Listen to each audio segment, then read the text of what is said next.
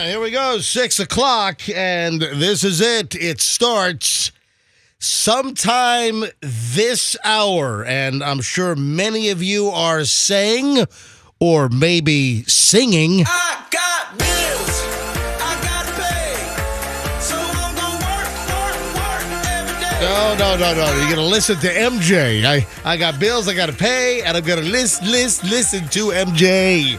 That's what's going on here.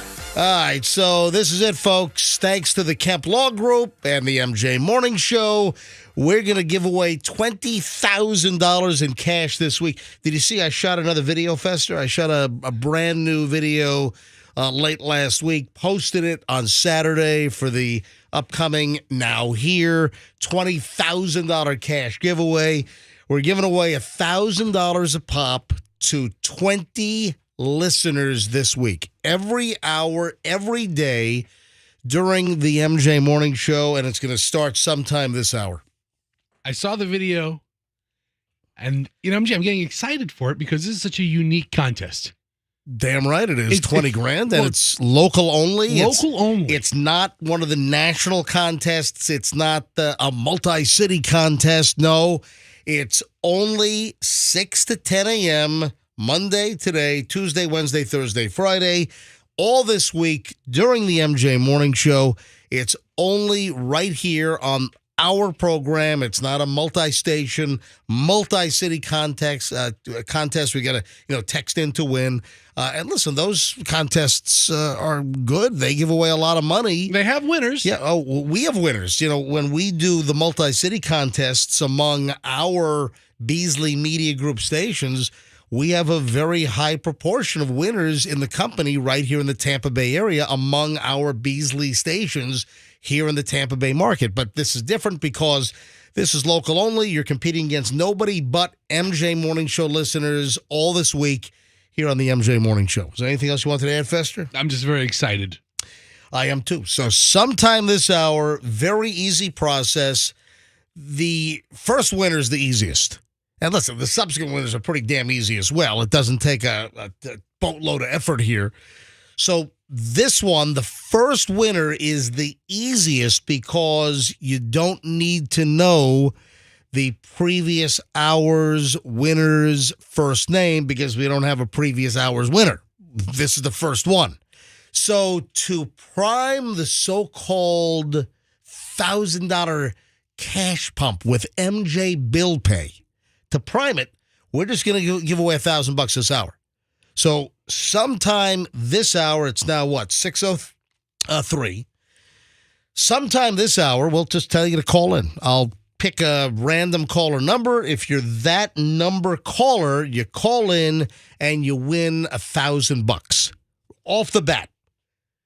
And then we'll obviously ask the first winner this hour's first name, and then that starts the cascading effect of the tag element of the game of always needing to know the previous hour's winner's first name. So sometime this hour, we'll give away the first $1,000. Boom, like that. Who's the first winner going to be? Is it going to be you? When I tell you to call up and be caller number X, is it going to be you? Could be. Just keep listening. You know the phone number. If you don't, we'll give it away again in a few minutes. We'll give out the phone number as we're doing the contest to get the first $1,000 winner. Simple as that. All right, Fester, Roxanne, you guys have a good weekend, hopefully? Yeah, I had a good weekend taking down the Christmas tree and did 9 million activities with my kiddos. Oh, Wear them out before they go back to school today. Kids are back in school around Hillsborough County. Well, Hillsborough, And Pinellas, it's Pinellas, really yep. most of the counties. Fester, is it Pasco? Did any counties go back to school last week, or did all of the counties essentially in our listenership have last week off? I think last week was an off week for almost That all was the weird. counties. After the holidays, after New Year's Day, just go back. It's a 2-week break. They get 2 weeks. The first week of our morning I show know. time off. Get the 2 weeks off around Christmas time. Get it done. I thought school was in session way too late this year, and I know it depends on how the calendar falls, and the calendar varies. But just get it.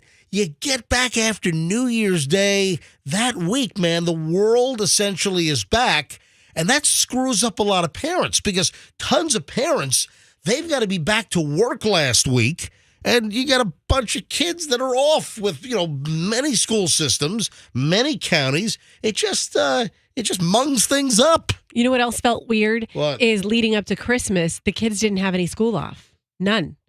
They went to school through Friday. Well, that's and what we had a normal weekend. That's what we just said. And that was the same Yeah, case last year. We just said that a second ago. That No, I'm listening to you. I'm rephrasing it. Like, we didn't get to do any ramp up of activities related to Christmas, going and doing the fun stuff at, going to Snowcat Ridge, doing those, Curtis Six in downtown, all those things. You're not going to do them because they're in school. So you're not going to have time to do them before Christmas. all right. Well, there you have it. We didn't go caroling in our neighborhood. Yes. Yeah. Yes. There was no time to wrap presents this year. We Nope. didn't. Nope. They were just thrown at the kids, unwrapped, and no time for anything. No time for candy canes.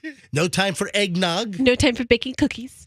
No time for flaming bags of poop on the front porch with Christmas carolers. That's a party. no Nothing time. says the holidays Hey, like a man. flaming bag of poop. I know the Eagles are not playing very well, and the Bucks play the Eagles next Yeah. week, but I'm not very confident. I am not very confident. Man, the Bucks, a 9-0 game. First of all, Bucks played the worst team in the NFL. Worst team, Carolina Panthers. And, we won. Oh, yay.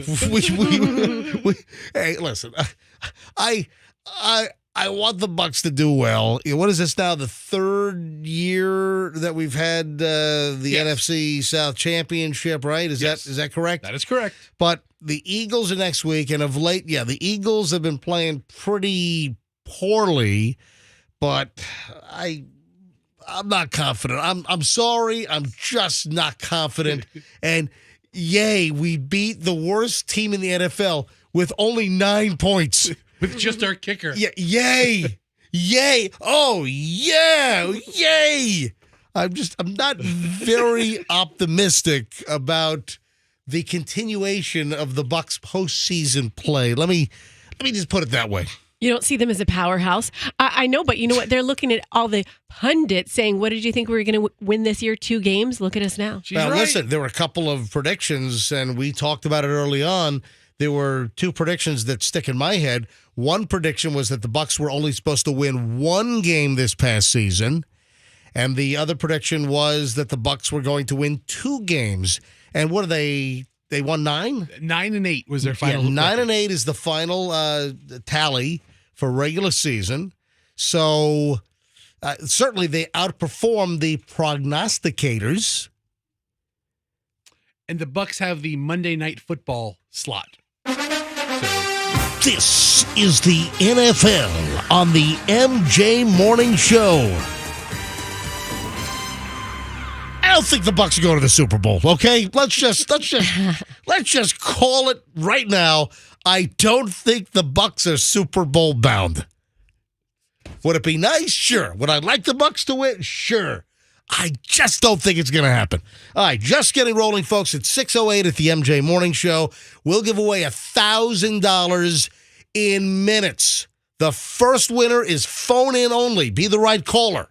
Listen, we'll tell you when to call in to win the first 1,000, and that starts the whole process for MJ Build Pay. It's the tag deal where you got to know the previous hour's winner's first name, be the right caller to win your share of $20,000 this week on the MJ Morning Show. Simple as that. And we'll give away the first $1,000 in minutes to just a caller. No name needed for number one.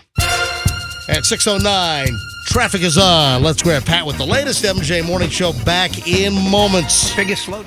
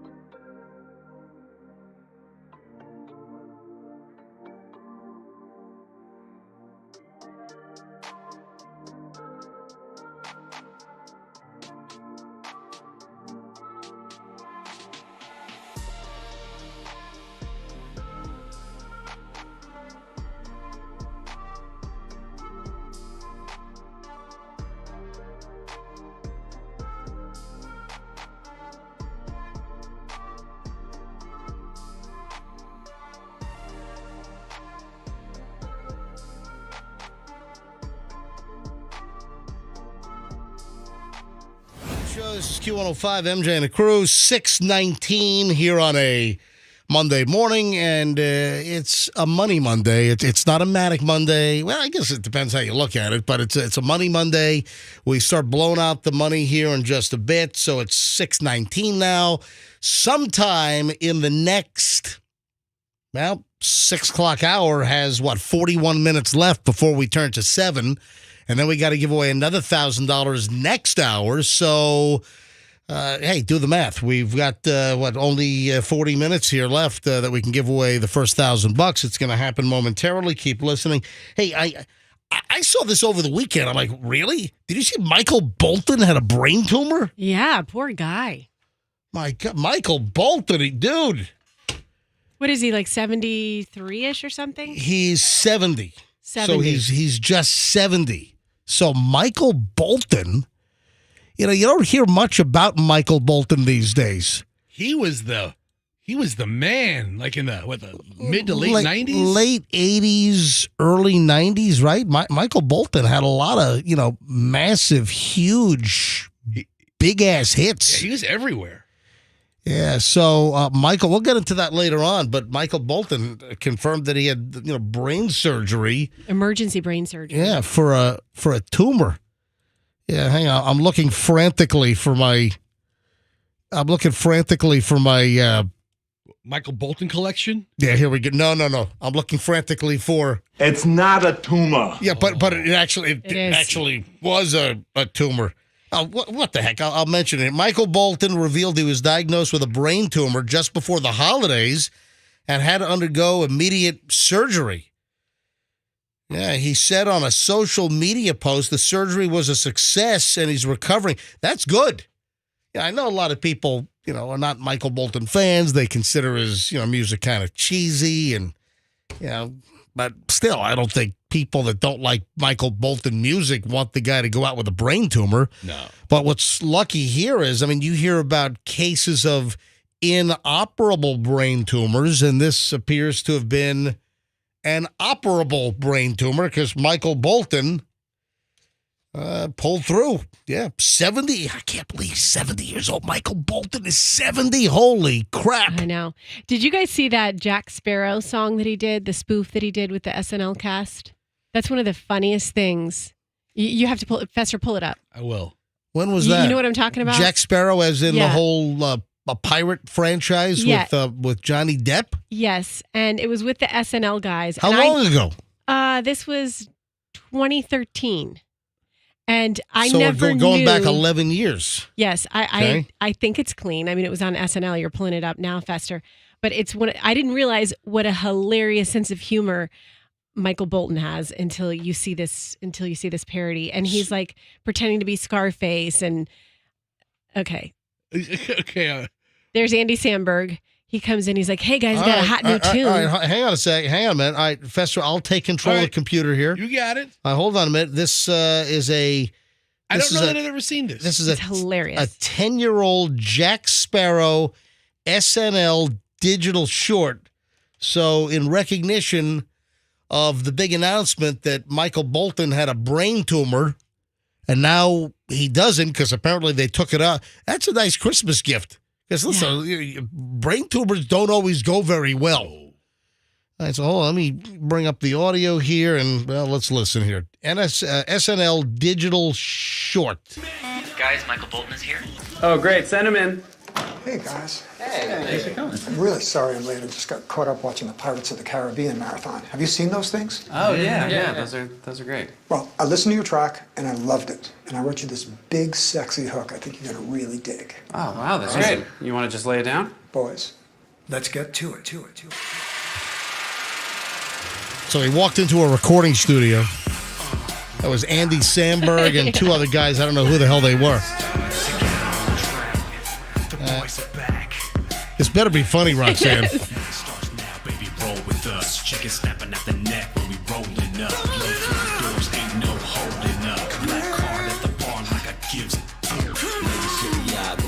Okay, it's building up. Just trust me. It's not funny yet. Just trust me. Not funny yet. I trust her. Not funny. This is the tale of Captain Jack Sparrow, pirate so brave on the 7 seas. A mystical quest to the island of Tortuga, raving like sway on the ocean breeze. Yeah, that was kind of weird, but we're back in the club. Buying up the balls so the groupie show us love.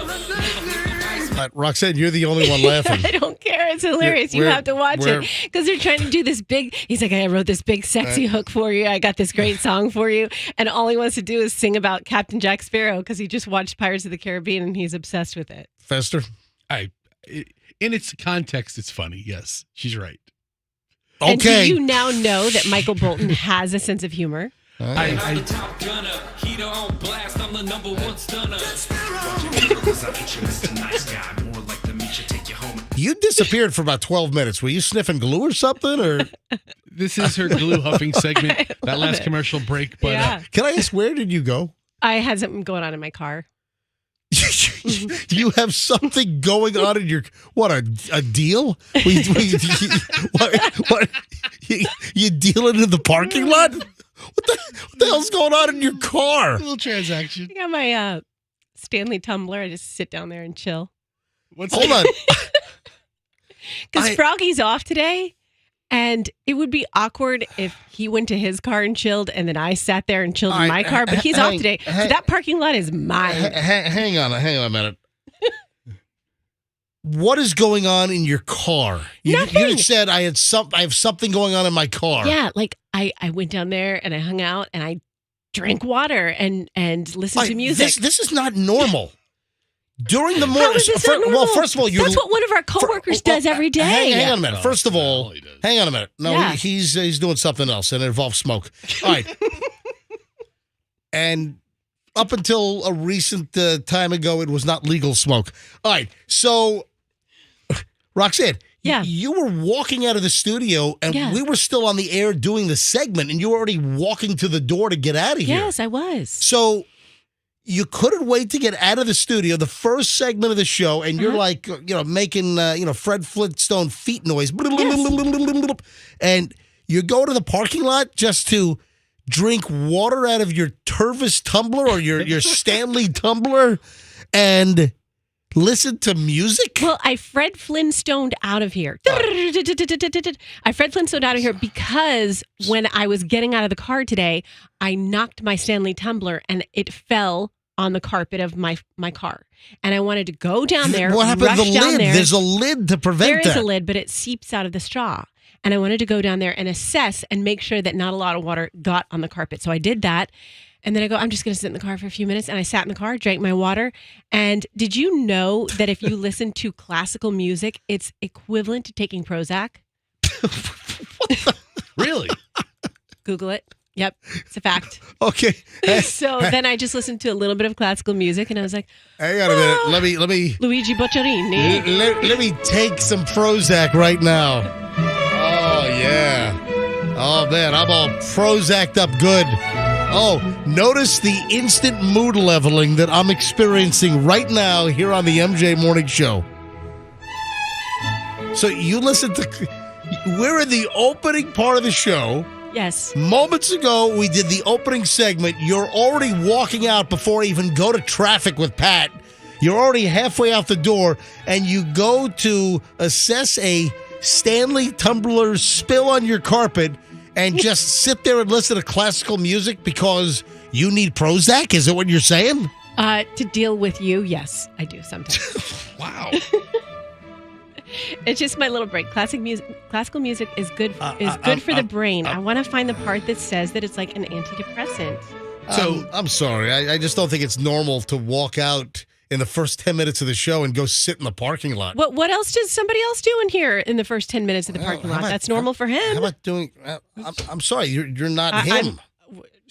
But I'm an employee like him. Amen. So Yeah. the 10 benefits of listening to classical music, Yeah. Roxanne is 100% right. Right. It fights depression. It reduces stress levels. Fester found a chart. It makes you happy. What's this Yes. chart from? This is from an aggregate website that just comes up with fake studies. TakeLessons.com. What the hell? I never heard of this crap. But listening to classical whatever. music decreases blood pressure, boosts memory, sparks creativity, reduces stress levels, supercharges brain power, improves productivity, makes you happy. How do we know that's not what Froggy's doing when he's out there? Because he smells like a ganja factory. Yeah, when we he were gets talking back. about Michael Bolton and his brain tumor. It's not a tumor. Well, apparently it was a tumor. Do we have any real Michael Bolton songs besides the SNL skit? Yeah. What was your favorite Michael? Everybody has a favorite Michael Bolton I song. don't think I have a favorite Michael What? Bolton. I mean, listen. Not the Otis Redding remake of Sitting on the Dock of the Bay or Time, Love, Love and is a Tenderness? wonderful. Time, love, Yeah, and tenderness. he had a lot of good stuff. That's not yacht rock, is it? What is that? It's just You actually just said he had a lot of good stuff. He did. I don't know. He had a lot of hit songs that people recognize. I mean, even if you don't love the guy or even remotely like the guy, he had stuff you know and would sing along to. Hey, Andrew, did you pull any Michael Bolton for us yet? Do you have anything? All right. No, I guess we have no Michael Bolton. I guess we Does don't. Q105 not play Michael Bolton? We had White Christmas. That Yeah, was we the don't. only Michael Bolton song we had in the computer music library was Michael Bolton doing White Christmas. So we don't Is have. he too soft for us? Is that what it is? Yeah, I think so. We don't have time, love, and tenderness. We don't have love is a wonderful thing. That's not a soft song. That song kicks ass. I'll tell you.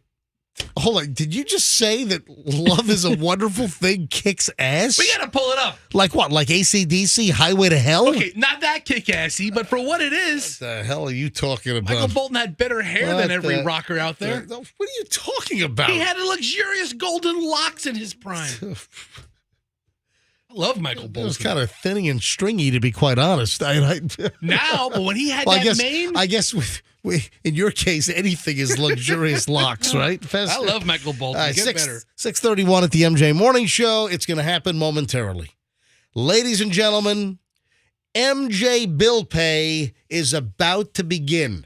We're about to give away the first $1,000 any minute. Keep listening. We'll tell you what number caller to be to win the first $1,000.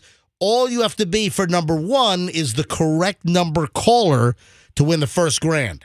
And then, folks, pay attention.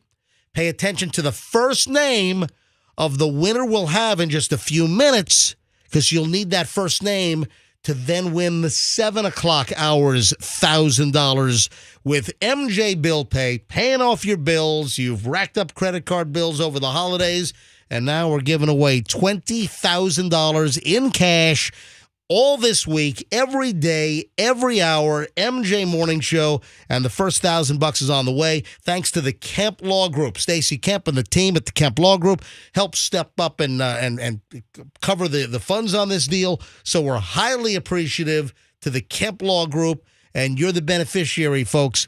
$20,000 this week, $1,000 a pop, 20 winners, and the first one is coming up in minutes, plus early morons in the news on the way next on the MJ Morning Show here on Q105. Stand by.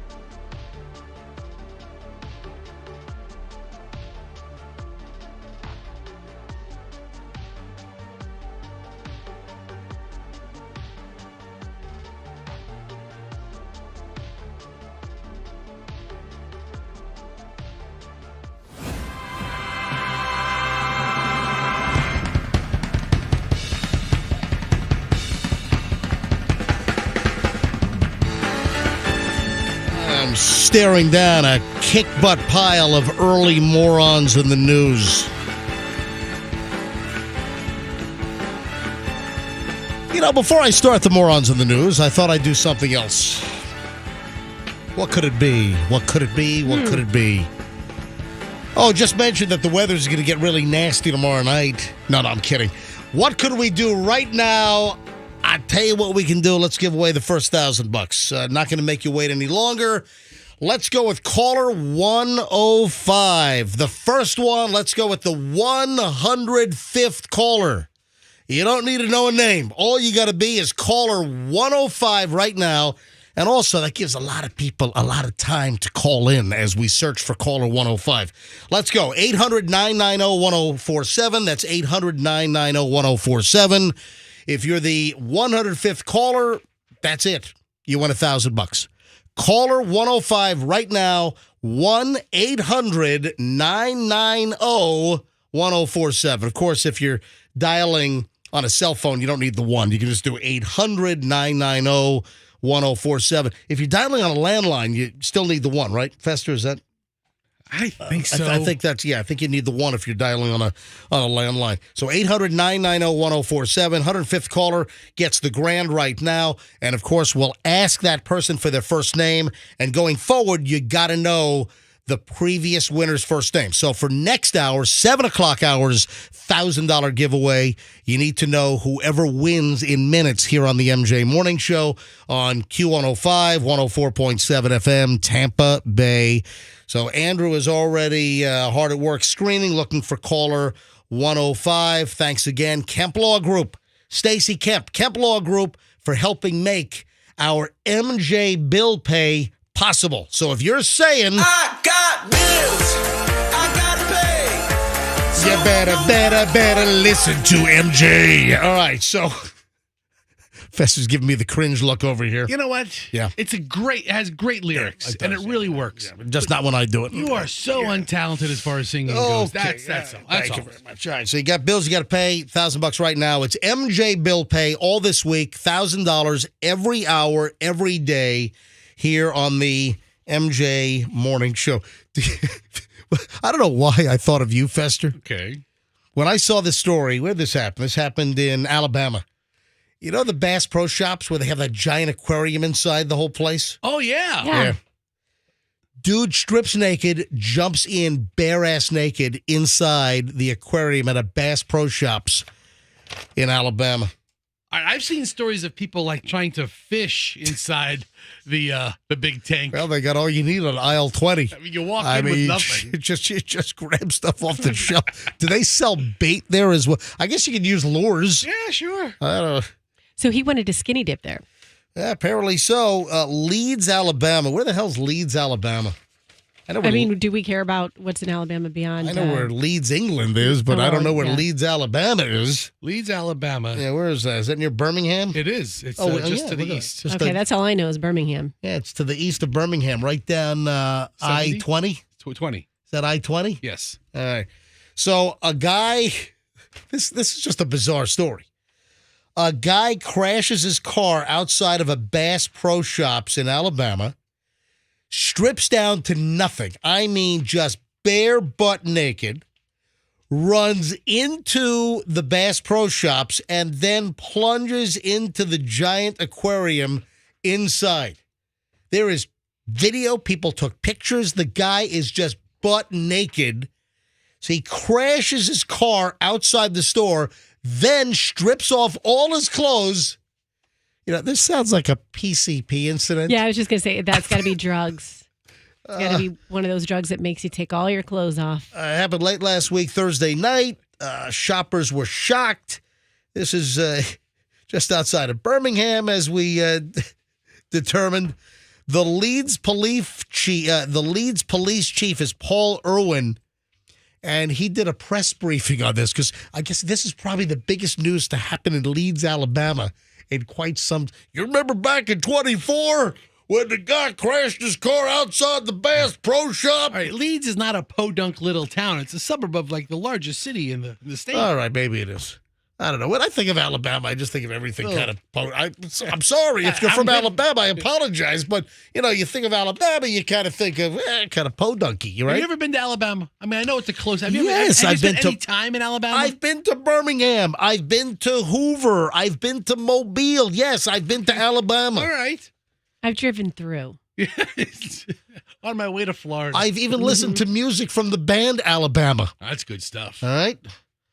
Sweet Home Alabama. I'm familiar with that song. Down, down, down, down, down, down, down, turn it up. I know the song. Turn it up. 42-year-old Alabama man did a cannonball. It wasn't just a jump. The dude does a cannonball into the aquarium, and then he stood underneath the waterfall. What do you? Oh, you played the. I think. Here it is. Found footage of it. Look. Oh no, that's not the guy. Yeah, because that guy's clothed. I have to watch these. I have to watch these. So there are dozens. This has happened over the years. There are tons of people that have jumped into the Bass Pro tanks around the Bass Pro Shop tanks around the country. So the guy eventually climbed over the side, fell onto the concrete floor below. That's it. And that's when the Leeds, Alabama police apprehended him. They were on the scene pretty quickly. In fact, they might have been shopping for ammo on aisle 9. I don't know. So, guy faces several charges, including public lewdness, disorderly conduct, criminal mischief. Yeah, the guy was in the water for about 5 minutes before the officers arrived, and then he pops out of the tank and falls onto the concrete floor below. What a maniac. I mean, that's what he deserves if he's hanging out there for 5 minutes. Every bit of clothes off, completely naked, and I don't have any more information. And the guy had to be on drugs. Crashes his car in the parking lot, then runs in after stripping off his clothes. All right, we're up to caller 104. So the next call I take is going to be caller 105. Good morning, MJ Morning Show. Who is this? Angie, Angie, where are you calling from, Angie? St. Pete. Angie, why are you calling the MJ Morning Show at 6:48 on a Monday morning?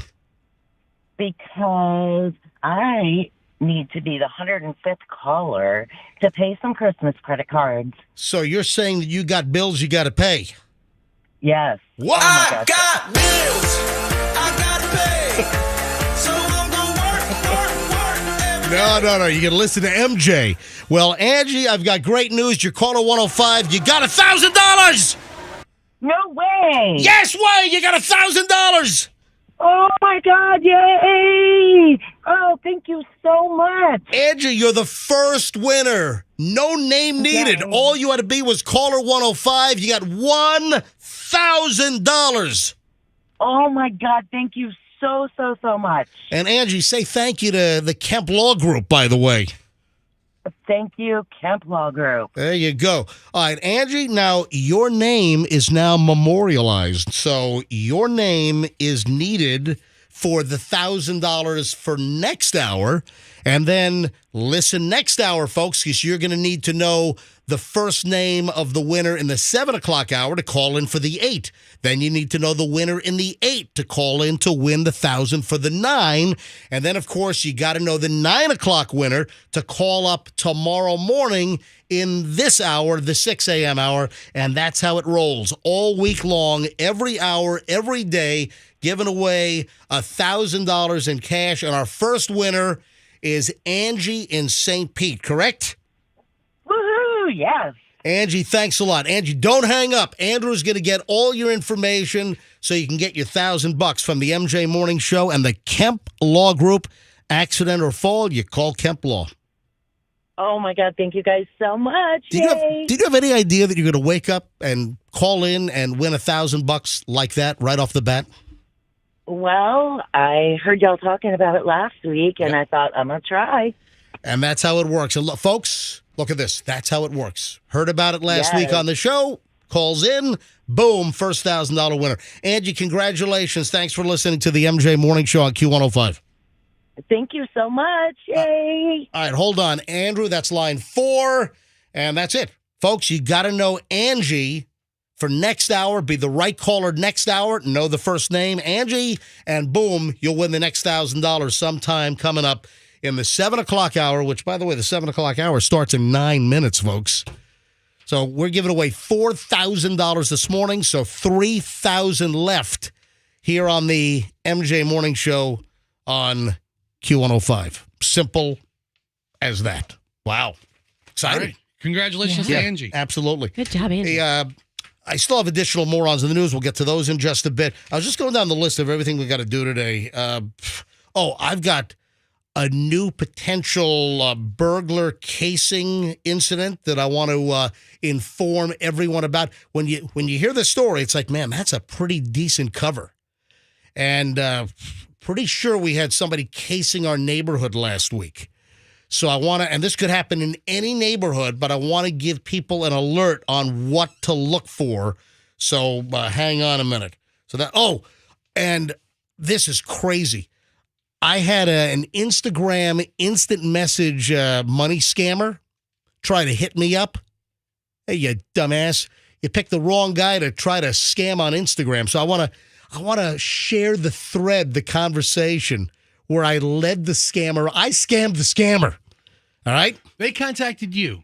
Oh, yeah. After all these videos of you with $20,000 in cash, somebody tried to scam money out of you. Why'd they do that? I don't know if it was related to that, but it's one of these foreign scam operations. Hang on. We'll get to that. Got a lot of stuff coming up. Oh, they found the door to that Boeing 737 MAX 9 that blew off over Portland, Oregon. Bob found it. I swear. Guy's name is Bob. Good for him. The panel thing, you mean? Yes, the side of the plane that blew out. Yeah.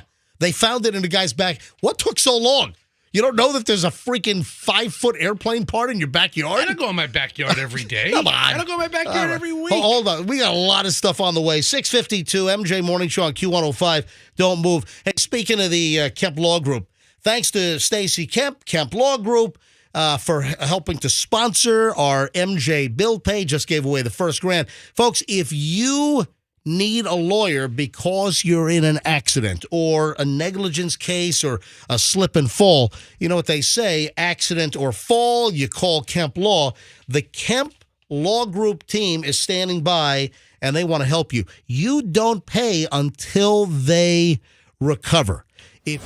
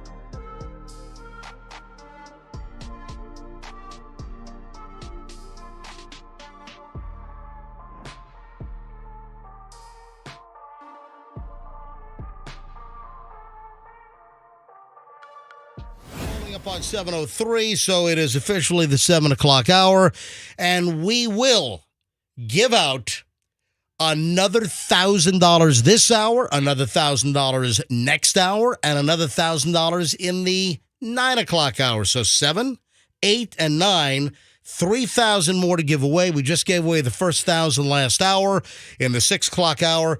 All you need to know now going forward is the first name of the previous hour's winner. So those that were listening just, 15, 16 minutes ago?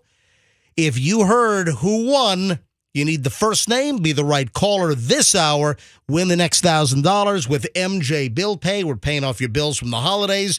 $20,000 this week. It's local only. It's only MJ Morning Show listeners on Q105. Only here in Tampa Bay, and it's not a multi-city national contest. This is local MJ Morning Show only, thanks to the Kemp Law Group. Simple as that. MJ Bill Pay is on the MJ Morning Show here on Q105. Stand by. So, we've talked about carbon monoxide in the past, and look, every line is ringing. That's a good sign. Yeah. We're not doing it now, people. No, if you're calling in, you know what? Let me just pick up a line. Hi, good morning, MJ Morning Show. Hello. Hi, I was just calling for the 105 call. Yeah. Oh, so you're still calling for Andrew? They're still calling for 105. What is your first name? Lauren. Yeah, Lauren. We gave that away about 15 minutes ago. Oh. Okay. Lauren, were you listening? So you don't know who won? I do, Angie. Okay. All right. Well. All Okay. right. So Lauren, then you thought Okay. MJ talking about Oh. it coming out of the song Right. was him saying, "Hey, call again." Okay. So I'm glad Yeah. you know. And also, guess what? I'm going to let that slide. I didn't hit the dump button. So actually, our listeners just got a. It didn't come from us. Right. Didn't come from me. It comes from the fans. Okay, It comes from the listeners. it did. So, Lauren, keep listening because we'll give away the next 1,000 this hour. Okay? All right. So, and do you listen to us every morning? Yes, I do. I'm actually on the way to the airport, but yes. Oh, where are you going? My work is in Atlanta. Oh, well, I hope the side of the airplane doesn't blow out on you. Yeah, I hope not. Yeah. Does she even know about it? Do you know about the panel flying off the side of the plane? You know about the panel that blew off the Alaska Airlines flight, right? Yes, I do. Did you know that the panel was found by Bob? I heard that this morning. Yeah. So, Seriously, I'll get into much more detail coming up. And there's just a lot of interesting things regarding that. But a school teacher by the name of Bob, last night, news came out late last night that Bob, the school teacher in Portland, found the side door plug of the Alaska Airlines brand new 737 MAX 9. It blew out and landed in his backyard, and he found it. So he called 911 and said, "Hey, there's an airplane door in my yard." So they found the airplane door. Anyway, Lauren, thanks for listening. How much longer before you're at the airport? I'm actually pulling the long-term parking now. All right. Well, you know what to do. So you want to go ahead and stream us. Do you have us on your phone? Yeah. Okay. So while you're moseying through the airport, keep us. What time's your flight? 9:10. Oh, you got plenty of time. All right. So sometime this hour, I'm going to tell you when to call in. So obviously for 9, you'll even probably be able to call in for the 8 o'clock hour as well. Yeah, Yep. I was hoping so. All right. Well, listen, Lauren, keep listening, and hopefully you might be able to call back in and win in the 8 or in the 7 or the 8. Okay. All right, thank you guys. All right. Thank you, Lauren. Bye-bye. All right, look at that. I mean, every line is ringing here. Yeah. All right, folks, you can save your fingers right now because we're not going to give it away just yet, but I'll give you ample notice. I'll give you plenty of notice, plenty of heads up when to call in to win the next $1,000 here on the MJ Morning Show. What was I saying? Oh, carbon monoxide. Yes. So how many times have I mentioned the fact that we travel with a carbon monoxide detector? So many that people have gone out and purchased them on your recommendation. Well- My mom is like, what carbon monoxide does MJ have? So, yeah, you've Well- got the message out there. Well, the carbon dioxide that MJ has is the hot air that blows out of my face when Yeah. I talk. That's the carbon dioxide. Beep, beep, beep, beep, beep. Yeah. my alarm that I have for that is going off right now. Oh, you've got an MJ carbon dioxide. Yes, I do. Not because you got CO2, which is carbon dioxide, and just CO is carbon monoxide. Right, Yeah, right. mono as in one. When we reach a certain level of carbon dioxide in this room, Right. I have to leave. So carbon and then one molecule of oxygen makes carbon it. monoxide. Yes. 2 oxygen molecules makes carbon dioxide. But and that's by design. I have talked about the fact that we have the little Kita sealed portable carbon monoxide detector. It's the size of a couple of packs of cards. I throw it in the luggage. We're in a hotel, motel, Holiday Inn, wherever we try. Listen, you're in an Airbnb. You're in how many cases have there been in the last couple of years? You got couples that, what was it, sandals, like in the Bahamas or something? Yeah. Or where? I mean, it's awful. There was like a carbon monoxide leak. You get one of these detectors and it goes, batty on you. It starts going, eeet, and you look at the digital display and it'll tell you the parts per million of carbon monoxide. And these things are like $38, $39. And I buy the 10-year sealed unit. And it's made by Kita, the people that make the fire extinguishers and smoke detectors, KIDDE. And Amazon sells them like $39 or whatever it is.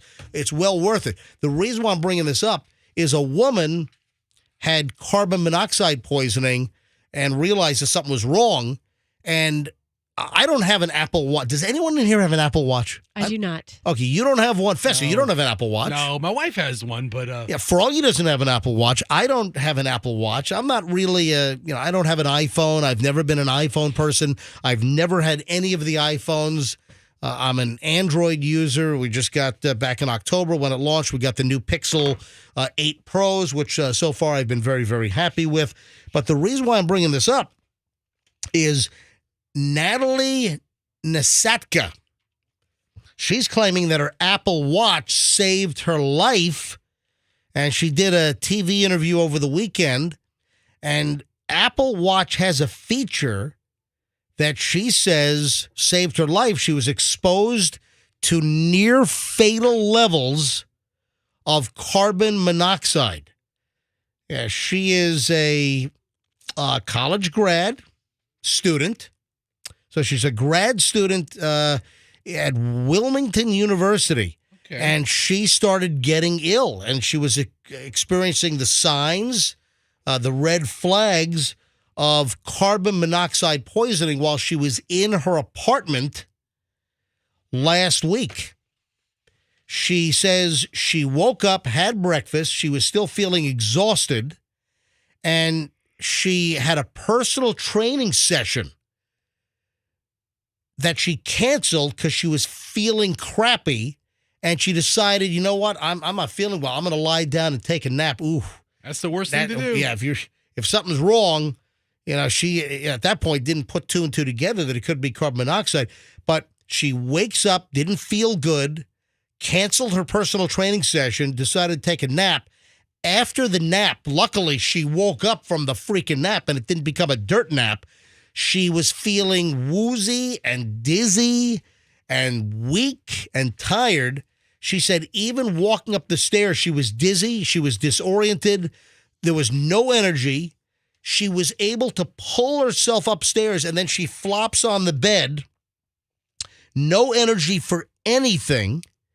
And then she feels herself starting to like pass out. Right. She says, she described in the interview that she felt that she was like drifting away. And then luckily she was lucid enough to realize, holy crap, something's really, really wrong here. And then she got scared and she's like, this is not good. And of course, as you know, carbon monoxide, there's no odor, there's no color. And, she had at least the intelligence or the awareness that, something's not right here. So what did the watch do? Does the watch have a built-in detector? Nope, it doesn't have a detector, but she knew that something was wrong and she was about to pass out. She pushed the button on her Apple Watch. I guess there's a feature on the Apple Watch. If you push the button, I don't know whether it's just the latest generation, but she pushed the button for 5 seconds and it connected her to 911. Wow. Yeah. So that's a feature on some of the Apple Watches. You push the button on the side for 5 seconds, and that's like a panic button. It called 911, and then she said, and this is really with her brain getting fogged out by carbon monoxide in her apartment, she even told the 911 operator, she said that she took just a crack and said, this might be a possible carbon monoxide poisoning when 911 answered.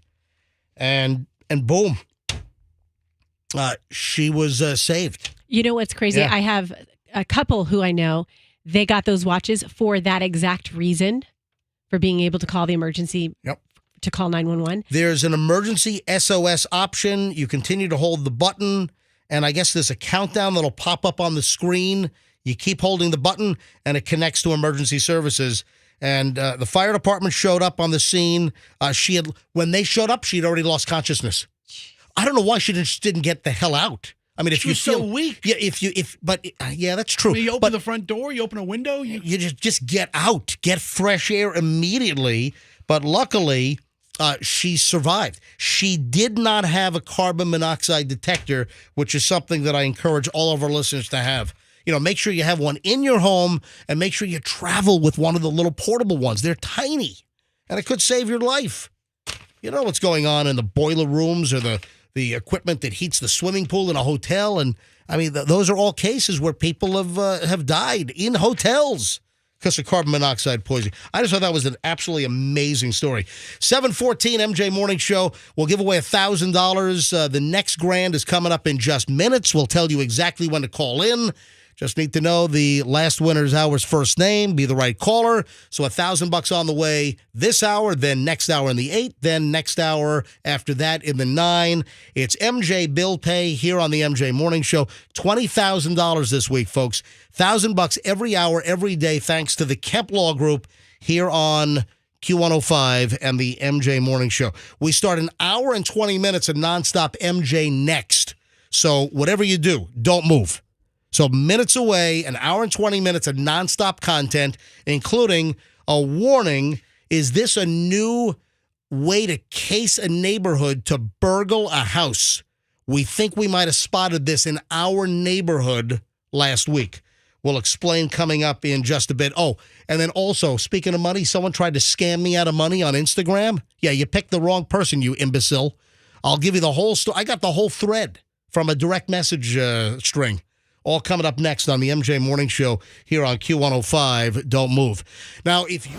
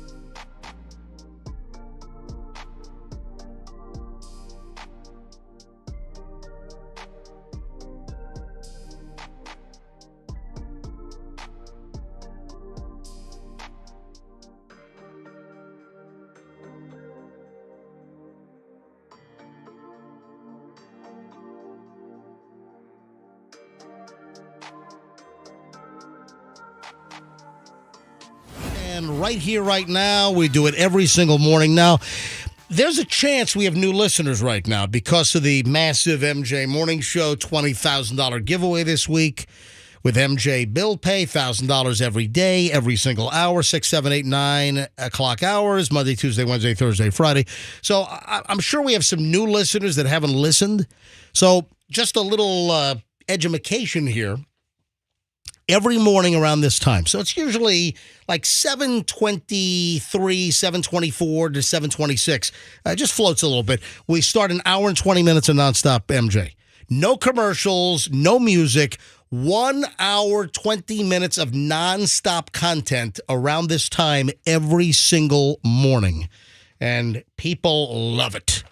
And then we add the moolah, we add the money. I mean, hey, it's an unbeatable combination here. Had a winner last hour, so hopefully you know the first name of last hour's winner.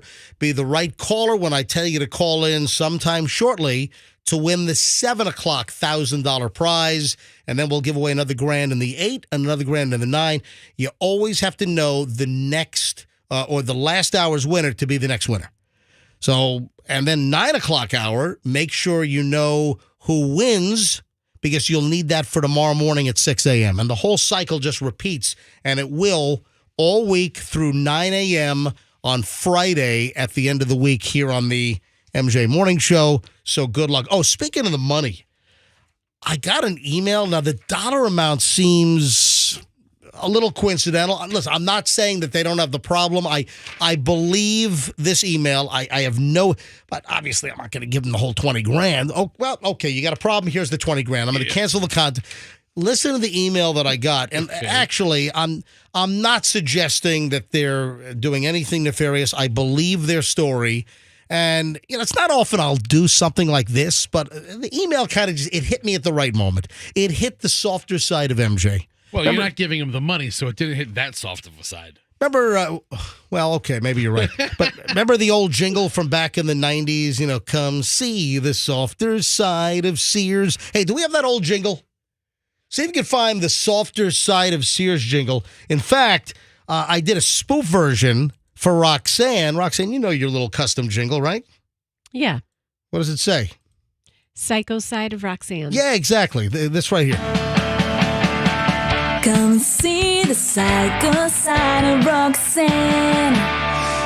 So it's the softer side of MJ, not to be confused with the softer side of Sears. You know, I saw that Sears is making a comeback. Where? I read something like a month or two ago that Sears locations are quietly opening up again. Yeah, very quietly. I haven't heard anything about this. Anyway, so, hey, Andrew, did you find the old Sears jingle? It's in the system somewhere. Let me know if you find it. So I get an email. Hello, MJ, longtime listener to the show, and I'm happy to hear that your contract will continue in 2024. Haven't signed it yet because still getting the legal stuff done. But listen, I'm here. I'm not holding out. Yeah, some, prickly radio hosts will, if there's not a contract done, they'll say, oh, I'm not coming back to work until the contract's all done. Or even some radio companies will like keep talent off the air until a contract is done. But listen, I'm here in good faith. I have all the details, so I'm sure that the contract will be signed here shortly. I have every intention to do so, and we've come to a verbal agreement. So yeah, the MJ Morning Show will continue here on Q105. So thank you for your concern. The individual continues to write, I live in Bradenton with my family, and we've been struggling lately with house repairs and not having the money to pay for them. Right now, we're having a plumbing issue and don't have the money for a $20,000 plus sewer repair. Nor do we have any credit right now for it.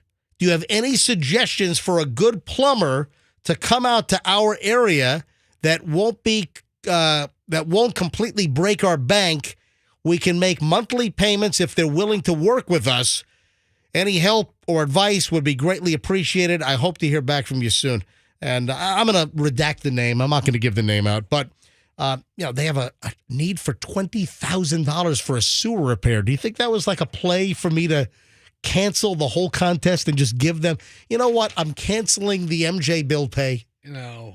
I'm just going to give you the whole 20,000. You think that's what they were? I don't know. I mean, you did have $20,000 in singles. I mean, a plumber would take Oh, singles. that's right? true. Yeah. And I shot a new video, by the way. If you haven't seen it, I shot a new promo late last week, which I posted on Saturday for the big MJ bill pay, which started this morning, last hour. Already gave away $1,000. Another $1,000's on the way here in just a matter of minutes. So, listen, the reason why I mentioned it, are there any plumbers that would work with this family in Bradenton? And, you know, if you feel comfortable and you can feel that you can secure the debt, any plumbers in Bradenton that would help this family out? Let me know. Send me an email, mj@mjmorningshow.com, because, yes, it's the softer side of MJ. It's the benevolent side of MJ. And don't call up and say that I ought to just pay for the sewer bill. I'm not going to do that. Are you sure you're not? But I will utilize the little chunk of airtime here to assist this family out. If there's any plumber in Bradenton that would like to talk to this family about their apparent $20,000 and needed sewer repairs at their house. Sounds like it could be a win-win. How's that? The plumber gets the business and maybe can give them a deal. Oh, I'd mention the plumber, too, Yeah. if a plumber would help out for Yeah. this family here. Festa, what do you have a look of sour lemons on your face? That's his perpetual face. No, I don't want to open the floodgates of us becoming like Beg MJ for home repairs? well, or anything like that. You know, hey, do you know somebody that can do this or that or this? Or hey, I'm down on my luck and this. I get it, and it's hard times for a lot of people, but I don't know if I want to turn the show into, and we're looking for a dog groomer for somebody who can't groom their dog. Please give us a call. We'll put you in touch. If you'll take payments on dog grooming. Just trying to help someone out here, Festa. That's all we're That's trying it. to do. $1,000 on the way in minutes, folks. So, what is this potential burglar suspect case in my neighborhood? Was he doing it like in Home Alone where Joe Pesci was in a cop uniform? Actually, weren't they in a plumbing van? Okay, that was. Remember, Joe Pesci was in a cop uniform and he walked into the house and he even said to that was at the beginning of the movie. At the very beginning. Yeah, That's when he was really Yeah, casing the house to get into the inside. Then the plumbing van was the cover when they did the robbery. The Wet Bandits. I'm more of a Christmas Vacation movie person than Home Alone, just to be very clear. I'm a Home Alone person. You like Home Alone over Christmas Vacation? We watched it. We even watched it 2 nights ago. Yeah, we watched it this year as well. Listen, it's on TV incessantly, obviously, over the holidays. Let me tell you what happened. Michelle was walking in the neighborhood, doing a little walk, and this was not long after the morning show last week. And we'd shut down the morning show. Michelle decided to take a walk, and she sees a suspicious individual in the neighborhood. And she calls me right away. And Michelle, listen, Michelle's an attorney, Stetson Law grad. Good instincts. Michelle was a prosecutor for a while in the Hillsborough County State Attorney's Office before we had kids, and then she retired. Maybe she'll go back someday, who knows? So she's walking in the neighborhood, and her instincts kicked in. She sees a man with a leaf blower backpack. You've seen these, right? Oh, yeah, it's of like course, it's a leaf blower. It's like a backpack version, and you got the nozzle to blow all the leaves and everything. So he's got the whole backpack thing going on, and then he's holding like a manageably small palm frond. And Michelle is walking and just watching this guy kind of just moseying down the street, not paying attention to any particular yard. And Michelle suddenly, the red flashing lights, her instincts kick in saying, what is this guy doing? You got a lawn guy with a leaf blower, which, by the way, was not running, just attached. And the guy's kind of like walking down the street, kind of looking side to side. And then Michelle sees him turn the corner, and then he's around the block.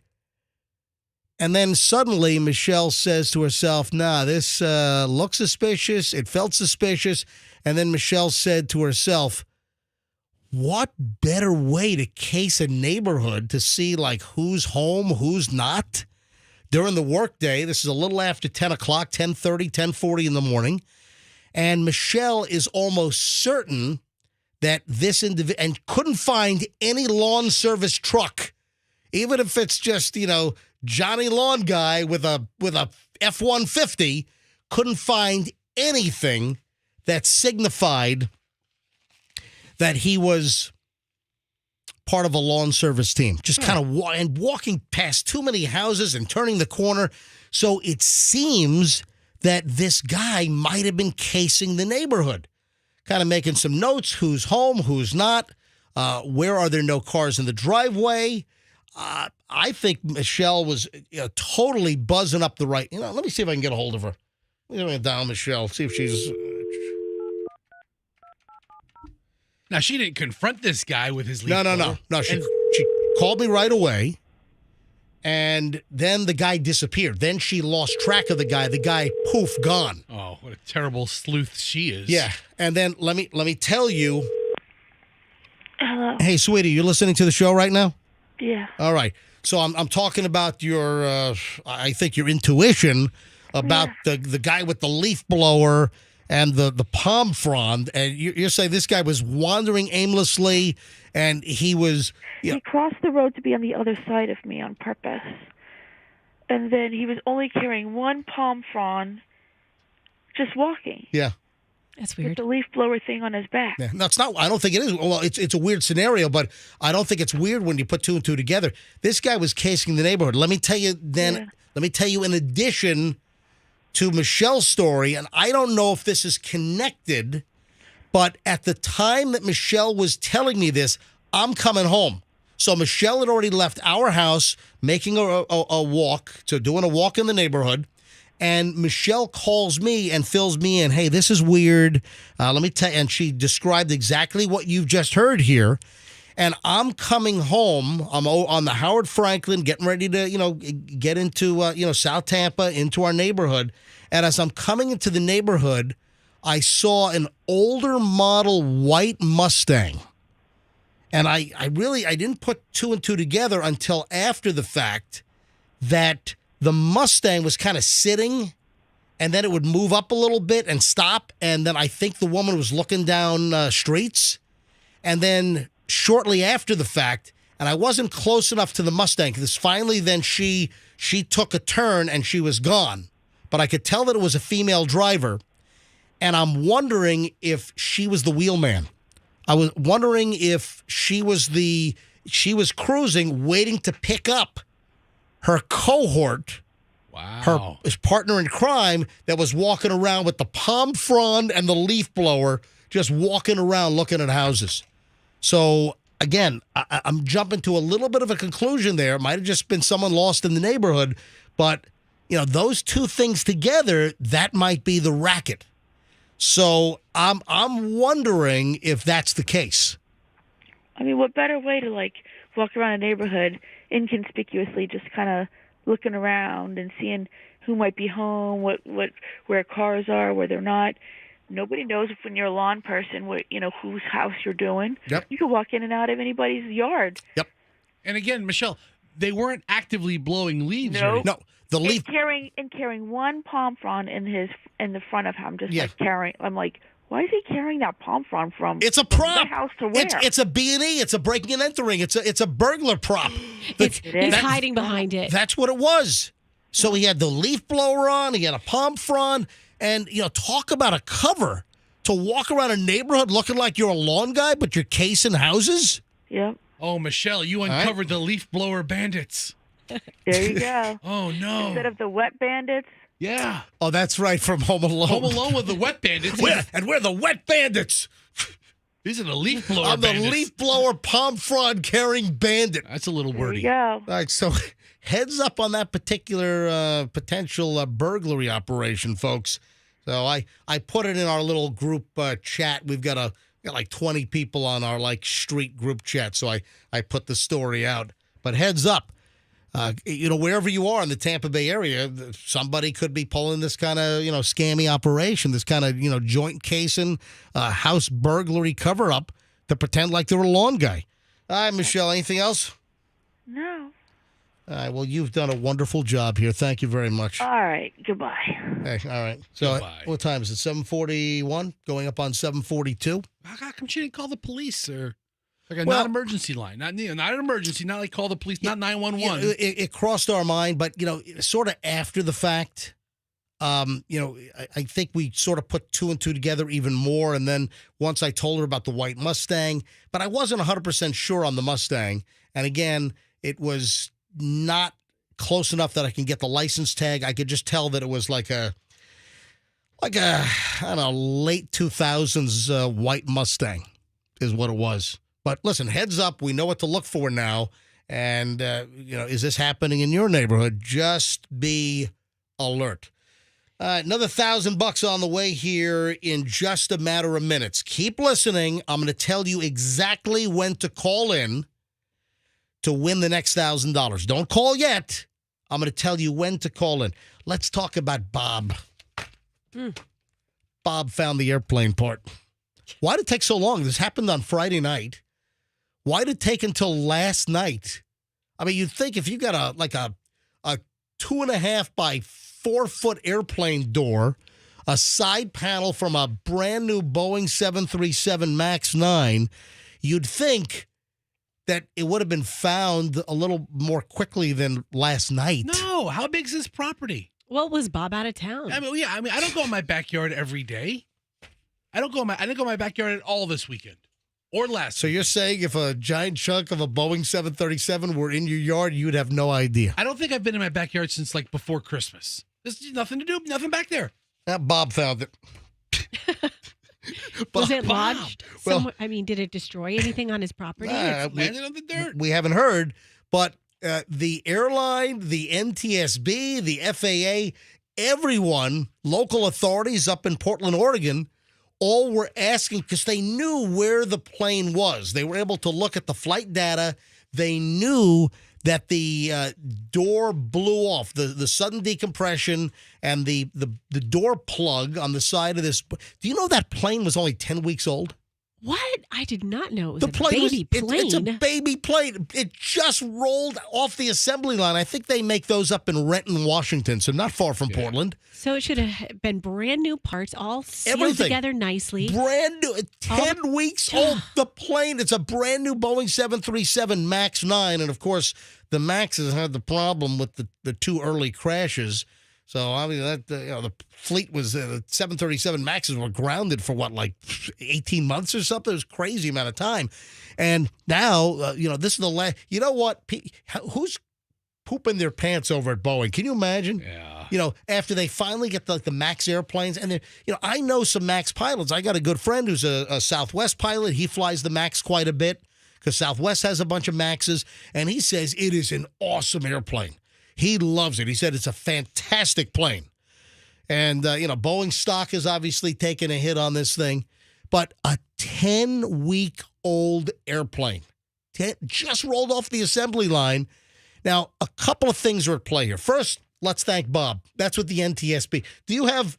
I have the whole... do you have the... hang on a sec. I have the whole press conference. How long is the clip? 2.5 minutes. All right, because the Well, we can go to the beginning. All right. It might have been toward the end, but just go to the beginning and reset it to the very start. And this is the NTSB briefing last night where they thank Bob. Listen, I roll it. Here we go. Hit play. It's unusual to come back a second time, but I wanted to make sure that you had all this information real time. I'm excited to announce that we found the door plug. Now, look. Thank you, Bob. Bob, I will not give you Bob's last name. See? But I Bob told you. contacted us It's Bob. at witness@ntsb.gov with 2 photos of the door plug and said he found it in his backyard. Thank you, Bob. Please, I will reach out to you so that so that I can thank you myself. And I do really. So, did they send a recovery team immediately to Bob's house? I told you. It's Bob. Thank you, Bob. Who is this person talking? Oh, that's the, I think, is that the head of the NTSB? I have no idea. Yeah. I mean, she's like, I want to thank you myself. I mean, do you really need to come by, lady? I mean, really? Yeah. Probably pretty important. Is she? That's Transportation Safety Board Chair It's the NTSB, National Transportation Safety Board Chair. That's Jennifer Holmandy. So she's chair of the, and she's the one that said she wants to go personally thank Bob. Bob, by the way, is a school teacher. And Bob's like, I'm good. Just here's your door. All we know about Bob is that he's a school teacher in Portland, Oregon, who yesterday found the airplane plug that blew off the airplane. So what do you mean airplane plug? Now, just so people can understand, what this is, it's an area where a door can be. So why can a door be there? Why is it not there? It depends on the airline and how many seats they configure the plane with. Because depending on the number of seats, you have to have a certain number of exits. So with the version that Alaska Airlines ordered, they didn't have enough seats to warrant the FAA requirement for that additional exit. So what they do is it's a plug, it's not an operable door, and then on the inside of the plane, you can't even tell that it could be an emergency exit. It's normal, cladding. It's routed for one, but it's not built in. But in the interior, it has the normal paneling on the inside of the plane, so it's not even visible that it's an exit door as a potential inside this particular configuration. Now, I got a couple of other questions here, and then we'll give away the next $1,000.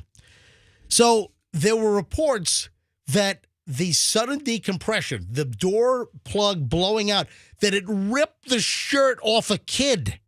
Oh, man. I saw that. And that it sucked people's cell phones out of their hands, out of the airplane. Hey, Bob, you find any cell phones in your yard, too? When are people going to start finding phones? Yeah. Oh, Andrew's saying that 2 phones were found as well. Wow. Yeah. So Bob didn't find the phones? Okay.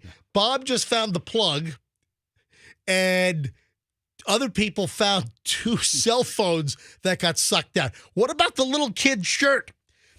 Seriously, a boy's shirt was sucked off his body.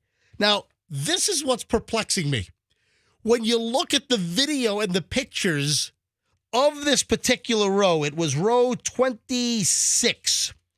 So row 26, if you look at the seat backs, it still has the safety cards. How do shirts get ripped off kids, cell phones get blown out of the plane, but the safety cards at like the Alaska Airlines magazine or whatever the crap is, that's still in the seat back? How did that stay there while all the other crap gets sucked out of the plane? And this is also important. This is ultra, ultra, ultra, ultra important.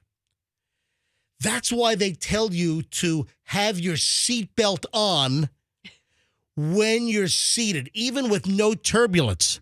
I'm going to tell you, could get sucked out the window. I'm going to tell you right now, there was nobody in the window seat and the middle seat of this row. It was row 26, seats A and B, window and middle. C is the aisle. Apparently somebody was in the C aisle seat. No one was in the window. If somebody was in that window seat and that plug blew out and they did not have a seatbelt, they probably would have been sucked out of that airplane. Wow. So what are the odds? Nobody was seated in the window seat on that particular flight when it blew out. Is that not amazing? Crazy. So that is absolutely nuts. The FAA, they grounded, there are 171 or so Boeing 737 MAX 9s flying for different airlines. Southwest has them, Alaska has them, United. So a number of U.S. airlines have the MAX 9, and they're all grounded or were grounded for safety inspections. And I saw that Alaska Airlines says they've inspected 18 of their MAX 9s in their fleet, and they've been returned to service. So some of the MAX 9s are actually back in service. So is this like a defect across the whole model line if they have the plug, or is this just a one-off deal where there was just some type of a sloppy, either a defect? Like, is it just a one-off on this one airplane? This is a pretty clean rip. Oh, yeah, because... Yeah, that's the amazing thing. When I was first looking at the photos, I thought, well, that didn't just rip off because it looks like so symmetrical. So it just was that big panel that peeled right off. Yeah. On one of the videos, there's a guy yelling, "There's a bleeping hole inside the plane. What the F is that?" Guys yelling. Yes, Andrew. Oh, remember, this plane had also been pulled from transatlantic flight because of warning lights that had come on. Yeah, there was some type of some warning lights for like cabin pressurization had come on this aircraft as well. So it was an indication that there was going to be a pressurization issue. Who the heck knows? Hopefully it's just a one-off deal and that it's, not some type of, systemic issue, with the entire fleet of these airplanes. But that's just nuts. They said most people were calm on the airplane. There were a few people that apparently were screaming, And there were some women that needed to be moved to different seats because they were too close and upset. And they helped them. Yeah. Did they get up in the middle of the flight? There's a gaping hole, MJ, look at this guy. The back of his head. He's the one guy in Rip Row. Yeah, the guy in 26C, the guy in the aisle seat. You just see the plane is on the ground. He stayed in the row. The one dude, stayed in the row. Once I feel fairly secure, I'd almost be afraid to unbuckle and get up. But again, look at the picture. Look at the picture. Look at the safety cards are still in the seat back. How can that be? How are the safety cards not blown out of the aircraft when phones were blown out and a kid's shirt was sucked off? They're fairly secure in that pouch. It wasn't enough. I don't know the physics of it. Where's the shirtless kid? Andrew, I'm not going to say that. I can't bring myself. Andrew just said something in my ear off the air. Was it off color? Was it rude? Was it insensitive? I can't say it. It might have been insensitive. I can't say it. All right, he said, Fester, if you were in that row, that you could have plugged the hole. I could have saved everything. If you were in a seat. I would have been given free Alaska Air flights for life. Fester, if he was unbuckled in that row, Fester would have been sucked to the hole, and you would have just plugged that hole. Yeah, that's not rude. That's resourceful. There we go. Fester's plug the hole. And then you get free Alaska Airlines flights for life. Yeah, they put my face next to the Eskimo. Oh, man. They put Fester's belly on the tail of the plane. How high up were they? When 16,000 feet. That's pretty high. Yeah. It could have been a whole different story. If they had reached like cruising altitude of 32, 35,000, whatever it was, that could have been a whole different story. If it would have happened at a much, because still at 16,000 feet, you still have some breathable air. So even though all the oxygen masks dropped, et cetera, blah, blah, blah. Oh, we got to give away the money. Yeah, you do. Oh, let's go. 7:54. I wanted to do it a little earlier. I'm sorry. I got stuck with the story here. And then the scam artist leaf blower dude, the potential thief. All right, let's go. Let's give away the next $1,000 right now. I'm going to make this one easy. I'm going to make this one quick and easy. I'm going to go with caller 1. No, I'm kidding. No, I'm kidding. I'm joking. So let's go with caller 35 right now. This is going to be fast. So I'm going to fluctuate. I'm going to do caller 105. I'm going to do 30. I'm just going to pick numbers out of my butt. I might even call Bob in Oregon who found the airplane door and see what number I should choose What's next his favorite number? That's what I want to use. He's a school teacher, by the way. Bob that found the door is a school teacher. He's probably going back to school today after winter break. Let's go. Caller 35 right now, 800-990-1047. 800-990-1047. If you are the 35th caller right now and you know the first name of who won the $1,000 last hour, you're the next $1,000 winner with MJ Bill Pay here on the MJ Morning Show. $1,000 every hour, every day this week here on the MJ Morning Show. $1,000. I mean, look at our track record. We've given away dozens and dozens of Microsoft Surface tablets. Thanks to Don, the IT guy, and the last contest, thank you to Two College Brothers and Don, the IT guy. And now Stacy Kemp and the Kemp Law Group is sponsoring our $20,000 giveaway. So special thanks to the Kemp Law Group for MJ bill pay and 20 grand. So caller 35, we ought to have caller 35 momentarily. I'm not going to even go into anything. I'm going to give away the money. I'm just going to hang out. We're going to be seconds away from Andrew saying, all right, I'm at caller 34, and I'll take 35 live on the air. Yes, Fester. I had a question, but I don't want to hit you with it blind because if you don't know the answer, I don't want you looking like a boob. Why don't you submit it in writing? Yeah, All that's right, thoughtful. I will. No, why you? What does it? What does it have to do with? In the last week, Yes.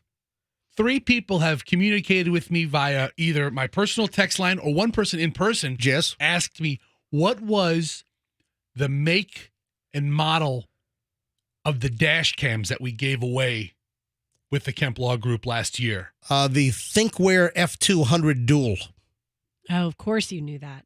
I figured you would Probably know. have the serial number. too. Yeah, I've had a number of people with the Yeah. we gave away those dash cams. Also, Kemp Law Group helped us give away the dash cams. Those were the ThinkWare F200 dual cameras. That's the model we gave away. I thought you would know, but course. it's kind of obscure. Me look like a boob? Well, I mean, Last time I looked like a boob was March of 97. Okay? I don't know. Sure, I look like a boob several times a week. I can think of a few. Caller 34 has just been screened. The next one I pick up live is going to be 35. Hi, good morning, MJ Morning Show. Who is this? This is Peggy, Peggy, where are you calling from? St. Petersburg. Wow, another St. Petersburg caller. Peggy, why are you calling the MJ Morning Show right now? I am calling to win $1,000 to pay my bills. So you got bills you got to pay? I do. You racked them up? You spent a lot of money over Christmas time making people happy? Yep. So it's fair to say that we can all sing along? I got bills I gotta pay. So I listen to MJ. I got bills. All right, here we go. All right, so Peggy, you are the 35th caller. Peggy, can you tell me who won last hour? What was the first name? Angie. Correct, you got it. Oh, God, are you sure? Yes, Hello. Peggy, I am sure you just won $1,000. Peggy, congratulations. Thank you so much. All right, Peggy, are you a regular MJ Morning Show listener? Every morning. That's fantastic. Thank you, Peggy. Peggy, thank you. It makes me happy to give you $1,000. You're now the second winner. So now we have to write down. I've got my little chart right here. Now I got to write down Peggy. My name is Peggy. Hold on. Hey, Peggy. Peggy. Yes. Congratulations. Thank you so much. Hey, should we tell him? Should we tell what? Tell him what? Peggy, should we tell him? Festa, what are you doing? This is my aunt. Is this? This is my Aunt Peggy. No, it's not. I said, Aunt Peggy. It is. Hey, it's my mother's sister, my Aunt Peggy from St. Petersburg. We had her on like 2 years ago when she was getting rid. Whoa. Are you serious? Yes, my aunt. Get the bleep out of here. It's my Aunt Peggy. I recognize her voice Hold on a anywhere. minute. Is she eligible to win? Well, it's like, family members. I don't think my wife could win, but I don't see why my aunt. Andrew. What are the rules? I mean, folks. You can't take it from my aunt. Folks, I'll kick your ass if you take it from my aunt. Hold on a minute. This is bizarre. It's my aunt. You're telling me out of hundreds of thousands of people, and I select the My 35th caller, and it's your freaking aunt? She listens every day. I didn't know what you were doing. I didn't know if you were doing like a knock-knock It's about time you picked it up. What? Oh, my God. This is bizarre. She tries for every contest. It's the first time she's even. Have you ever even gotten through to Andrew before? Never. Oh, my God. This is your mom's sister? My Aunt Peggy, yeah. Oh, my God. You have a birthday coming up in a few weeks, right? I do. No, not a few weeks. Well, the 15th is my birthday. Holy crap. Hey, Andrew, is she eligible to win? Why wouldn't she be eligible? Because there are rules about family members. Well, no, we have Fester. We have rules. I will steal. Oh my God, folks! You never know what the hell's going to happen on this show. Peggy's a winner. You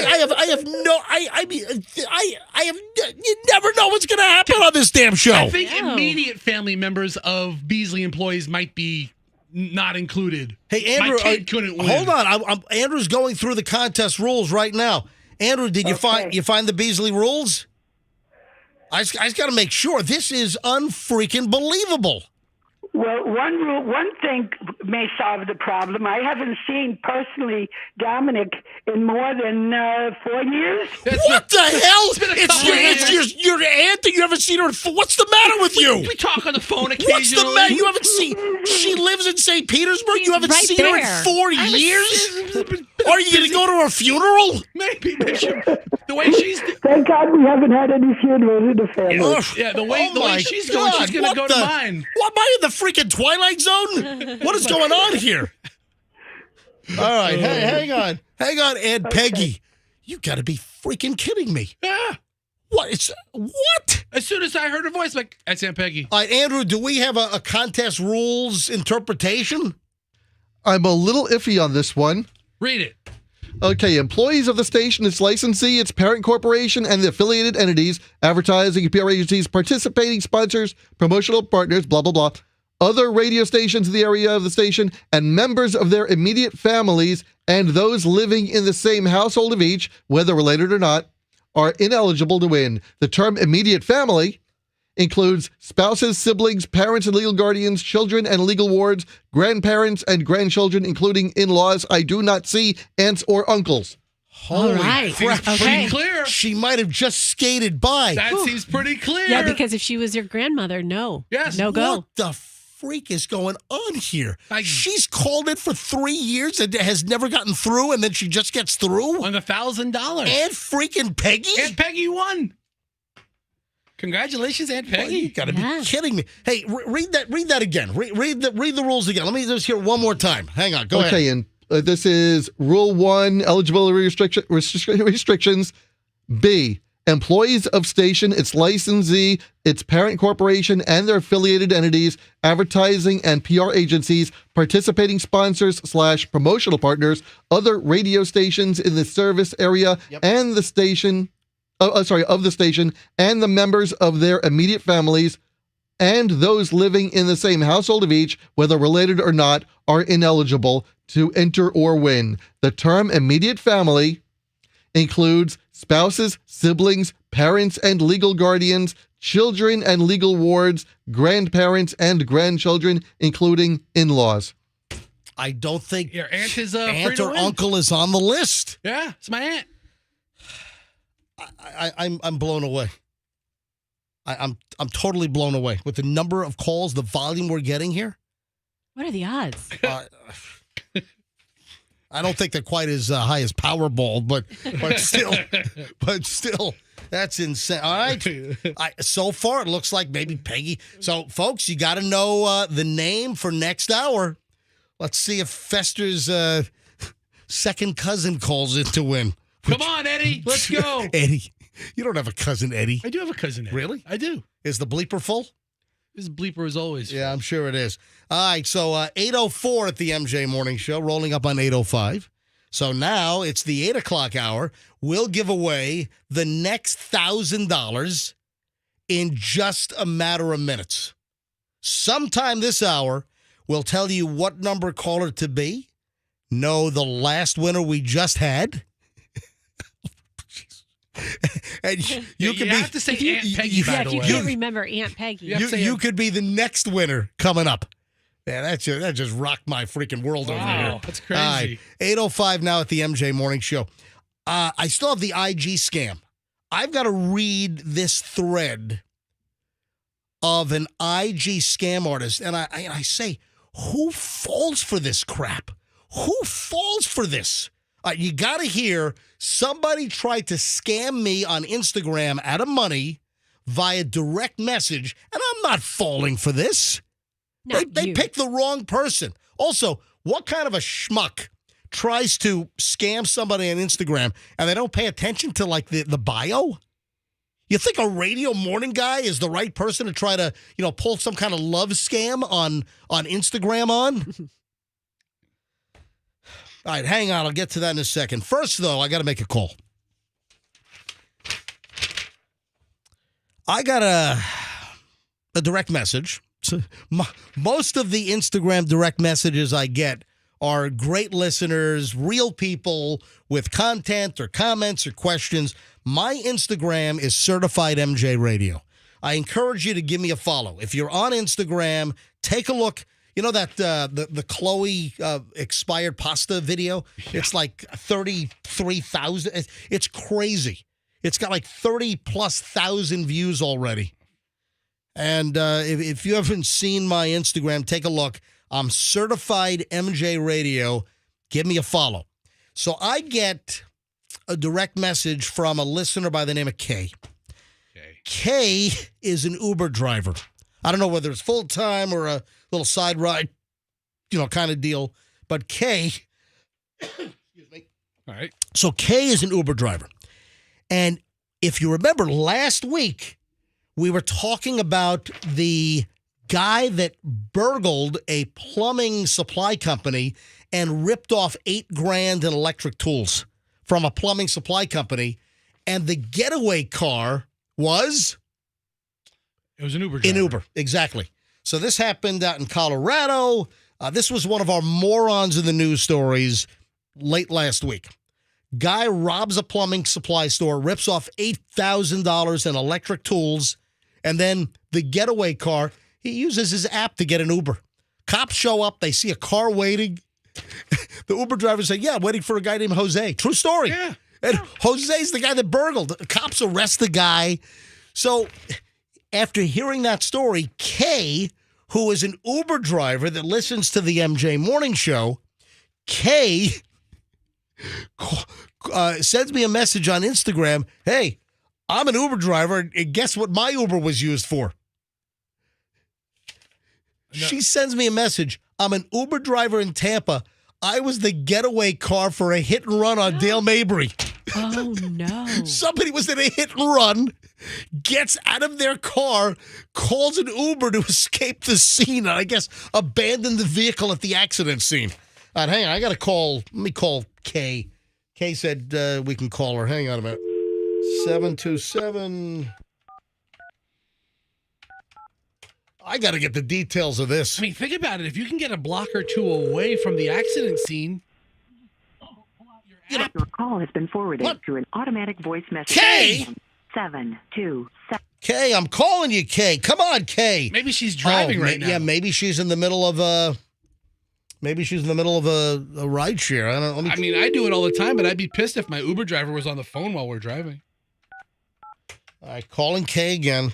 Where's my phone? Maybe she sent me a message. Yeah, she'll probably pick up on the second ring. Hello. Yep, just like that. Hey, Kay, welcome to the MJ Morning Show. Hello. All right, so Kay, how often do you drive Uber? I'm retired, so I do it when I feel like getting out of the house. Gotcha. So how many times a week do you think you drive Uber? Oh, probably 4 or 5. Oh, that's good. All right. So, Kay, you heard the story about the guy ripping off the power tools and then called an Uber for the getaway car. You sent me a message. When was this? How long ago were you as an Uber driver used as a getaway car from a hit-and-run accident scene? It was probably, I would say maybe 6 months ago. And what happened? What was the circumstance? What was the story? So I went to pick up somebody at an apartment complex on Del Mabry across from a Lowe's. And when I got there, in the front of the complex, there was, ambulances and fire trucks and everything, and they had it all closed off. So I called the guy and I said, I can't come into the complex. They have it all blocked off. There's a wreck. And just as I was talking to him, they opened it up. So I said, okay, fine. I'm coming in now. And he said, okay, well, we're by the office.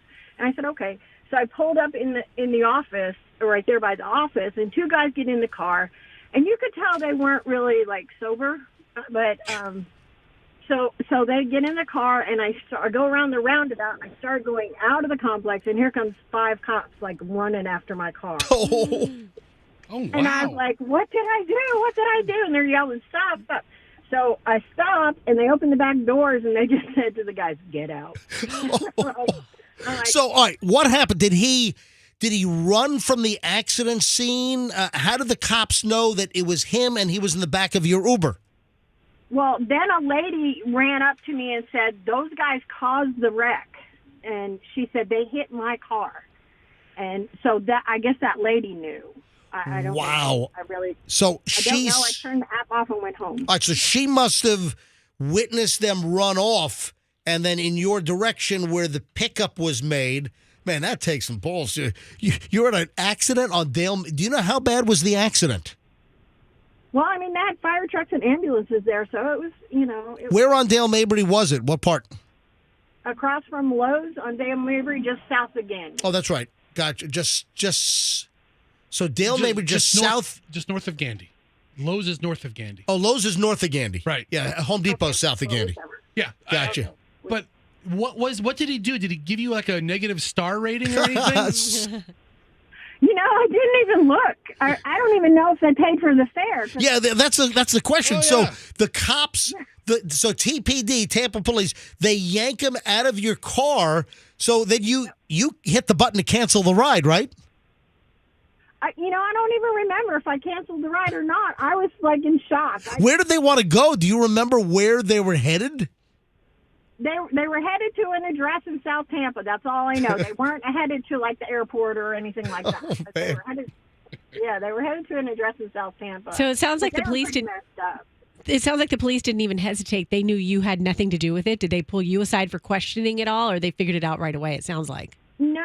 The lady that approached the car, she said, "Does she have to stay? She's an Uber driver," and they said no. So I just left. Wow. Did you have the Uber light in the front dash?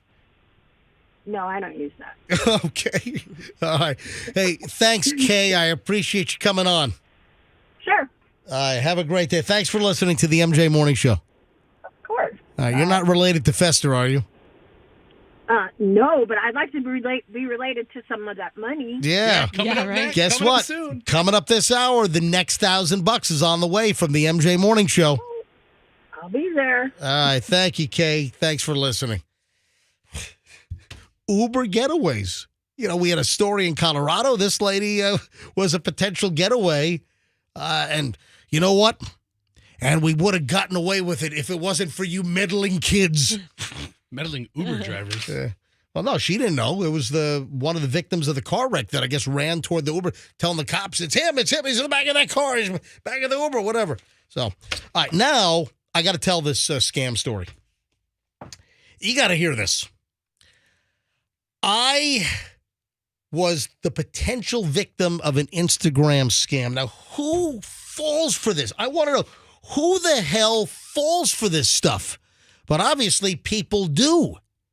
And I'm going to share the transcript. I've got the actual conversation with their part and my part. And Sharon Randall is the name. It sounds legitimate. And if you look at Sharon Randall's Instagram, all kinds of like sexy pictures, bikini shots, and, a come hither kind of profile picture, right? And it's a giant scam. It's a total scam. And people on Instagram and other social media, they fall for this crap. That, this person's trying to make a love connection. Oh, and they've singled me out. They just zeroed in on my Instagram account, my profile. Give me a break. I mean, I knew immediately that this was like a total racket. Now, I'm going to tell you right now that this person goes back a couple of months. So if I go back to the original contact that this person made with me, Sharon Randall 393. Oh, actually, so Sharon Randall's the name. The actual Instagram handle is Sharon Jane 393. I'll give it out. I typed in Sharon Randall into the Gucci. Yeah, that's her. That's her. That's the first one that came up. Yeah, that's her. That's her. So Sharon Jane 393 is the actual handle on IG, but the name comes up as it's either Sharon Randall or Sharon Jane 393. So back in October, they first just IG me, Instagram DM me out of the blue. And it just said, this is October 5th at 17:58 hours, 5:58 in the afternoon. Hello. And I just responded, hello. And I immediately knew this was junk right away. So I just start repeating exactly what they're sending me. They said hello. I said hello. They said, how are you? I said, how are you? They said, where are you located? I said, where are you located? They should start to think that you're a robot because you're just responding like a robot. Back in October, did you get a hint that don't mess with me? So they go away. That was October 5th. Then they come back on October 14th. And they said, hey. And I went, hey again. Mm-hmm.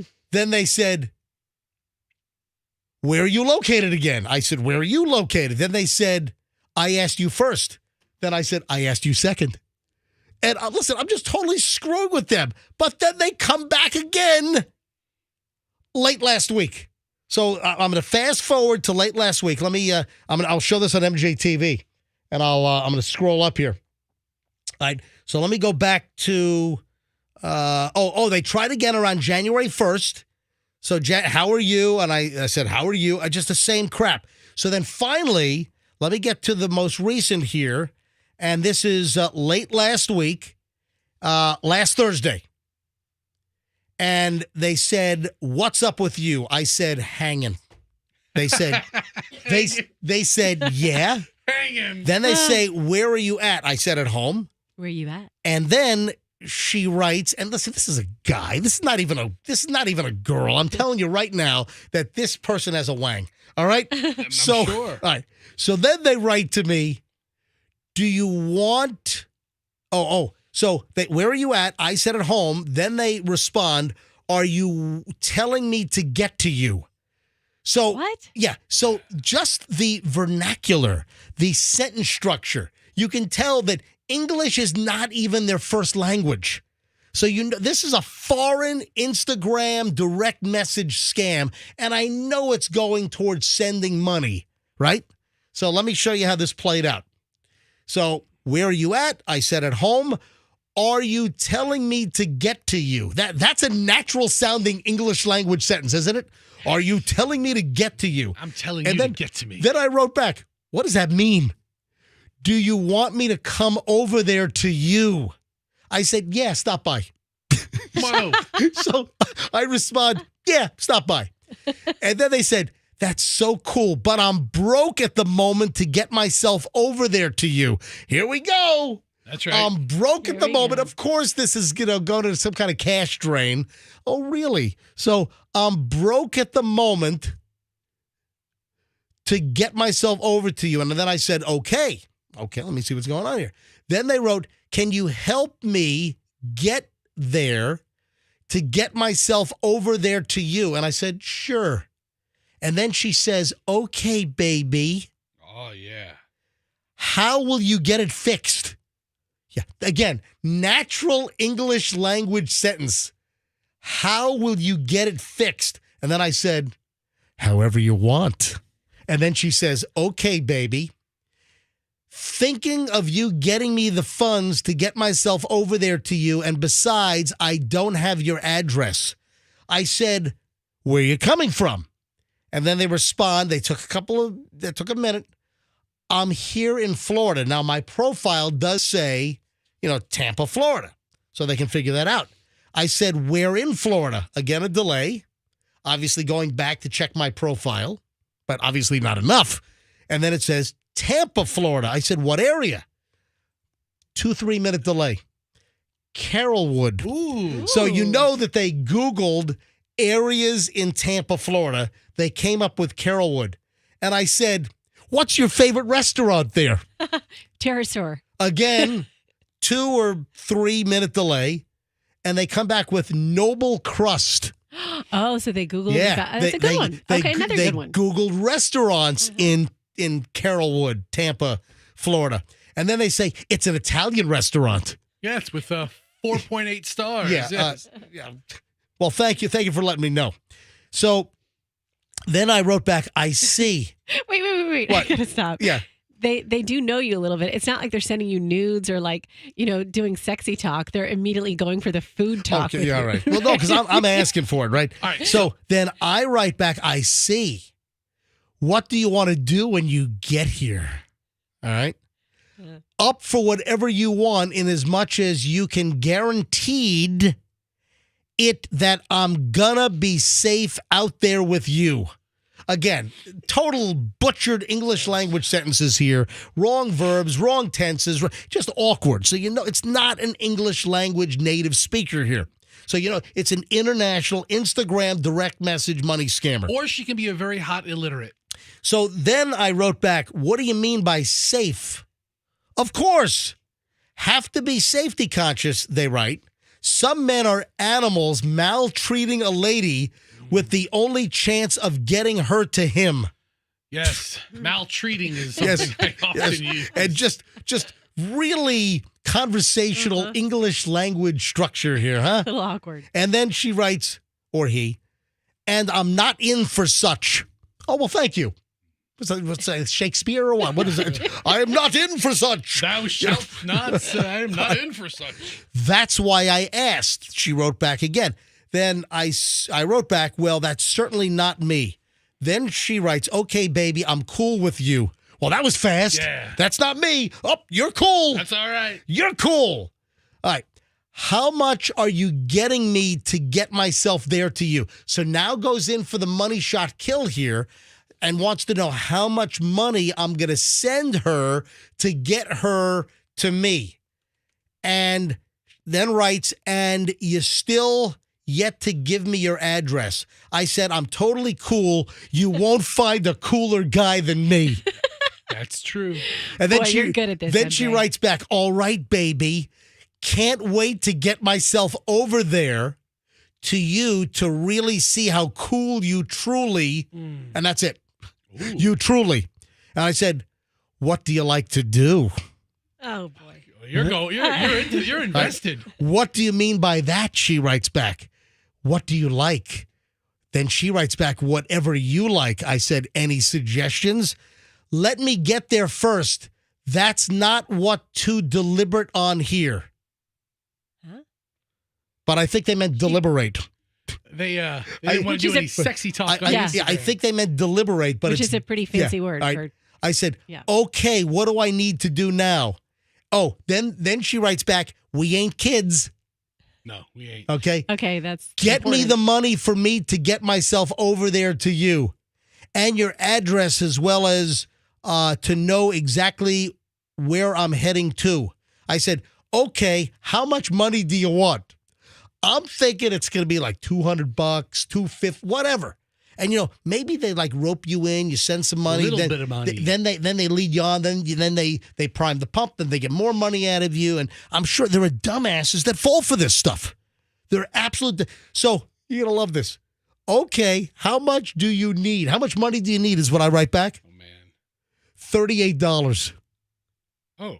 They wanted What? $38. That actually makes a lot of sense coming from Well, Carrollwood to Carrollwood, Southampton. maybe an Uber ride. Yeah, All right. $40. But if you could scam people out of $40, you know, a couple of hundred times a day, that's some serious money. I don't know, MJ. I'm picturing someone shows up at your door for 38. I'm picturing if you wire that, then they're going to be at your house. Might All have to meet this person. Broken English thank you right in front of you. Then I wrote back, okay, should I give it to you when you get to my house? Then they write back, that won't work. Told you I'm broke at the moment, got no means of getting myself there to you. I said, okay, is $38 all you need then? So I'm trying to give them a reason to say, you know what, if you could send me more. They didn't go for that. They said, yes, baby, and don't forget your address. You haven't sent it to me. I said, how do I give you the money now? Then they write back, do you have Cash App? I said, yes. I don't. I don't have Cash App.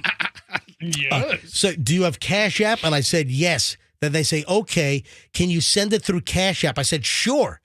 If I send you more, would that be better for our special time? Yeah, good. So I wrote, sure. If I send you more, would that be special, or would that be better for our special time? Okay, that sounds so creepy. That's he's trying to catch him. I know. He's trying to hook him in. This is like to catch a predator right here. All right. So then they write back with that prompt. Of course, baby, it would be great for it, and you'll be happy you're having me there to you, baby. I said, that sounds so great. I can't wait. Okay, baby, let me get the Cash App tag now. I said, how much money should I send to get you to my house safely and get you ready for a special date? Nice. I can send whatever you need. And then comes back with $38 is okay, baby. And with that, I'll be right there to your house safely, baby. I said, I'm very excited. Tell me where to send it. Same here. I'll send you the Cash App tag now. I said, okay, waiting. I'll send address. How long before you are here? Then they send this whole sequence, $63 NOAH Q. Anyway, the name is Noah Quiones. Noah? Noah, Noah Quiones is the Cash App name. Noah Quiones. And then they write back after they send the little, little, what do you call the thing? The QR code. Thank you. I blanked. The QR code. So then after the QR code comes and the whole, the Cash App deal, then they send more messages to me on my Instagram direct message. And it now reads, send it on or before 5 minutes to get the money from my neighbor. That's my neighbor's Cash App tag, and she's about going out of the house. So I'm reading this verbatim. Bad English, right? Okay. Send me the screenshot of the payment once you've sent it, baby. Please, baby, don't waste much time on it so that I can get the money from her before she gets out. She's waiting for it so that she can get me the money. I said, okay, you need my address to get here. Yeah, baby. I send her the address, 5525 West Gray Street, Tampa, Florida, 33609. That sounds very specific. Yeah, is that a police department or something? I sent her a specific ad. She wants to know my address. Was that like Tampa Police Department? It's the FBI field office. It's the FBI Tampa field office at 5525 West Gray Street, Tampa 33609. And then I said, are you sure $38 will be enough to get you here? Yeah, baby. Should I send screenshot now? Yeah, baby. I'm waiting for it to get the money from her now so I can get to you coming immediately. Again, I'm reading verbatim. It's bad English. Sending now. Here's the screenshot. I sent the FBI warning screenshot. So I'll hold this up. I'm holding this right up to MJTV right now. MJMorningshow.com. You click on MJTV and you can roll our video back. So I send the FBI screenshot.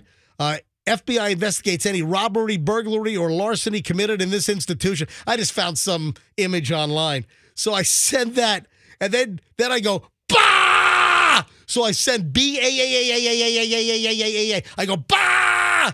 And then they go, LOL. Nice one. And then I said, see ya. And then they respond with a bleep you. Yeah, hey, that's awesome. Then hang on. I'll show this on MJTV. So hang on. Let the nice. Hang on. Hey, do you see it? We see it. Where is it? Oh, it's right. It's in your screen. Oh, there it is. Nice one, and then bleep you. Yeah, bleep you. I'm holding it up to MJTV right now. And then I said, I had a little last word. I said, maybe put a little more effort and read the bios of people you're trying to scam, dumbass. You're giving tips? What foreign country scam operation are you in? Sharon Randall, my ass. I said, oh, and the address I gave you was the Tampa FBI field office.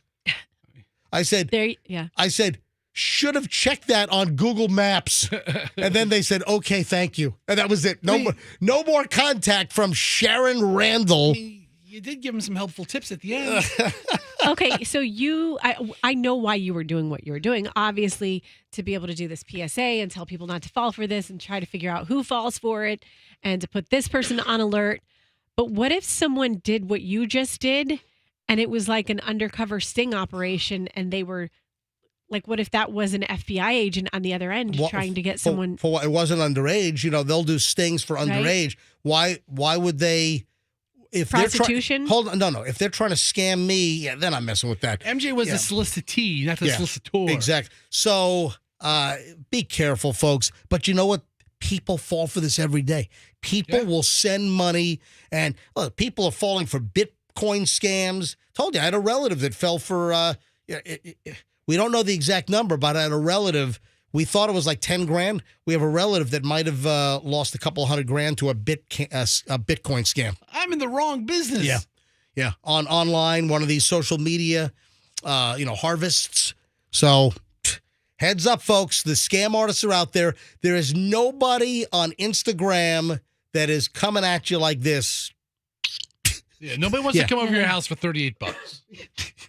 They're just they're playing a numbers game there, and they're trying to scam a lot of people out of $38 or 40, whatever it is, during the course of the day. And they can make thousands a day doing this. But you also have the big ticket scammers that also will try to rip you off for thousands. But heads up, just a little Instagram scam DM deal that came my way late last week. All right, it's 8:32 at the MJ Morning Show. Hey, I'm having numerous people that are, I guess, familiar with contesting. So some people I know that are saying, the interpretation might be that Peggy can't win. They specifically name relationships. She doesn't live in my house, and they name specific familial relationships. They name grandmother. They don't name aunt or uncle. What about, did they name siblings? I don't think they did either. You know what? Hang on a second. Let me see if I can get Leslie, our comptroller, on the phone. Folks, if you don't know what happened, we've got hundreds of thousands of people listening.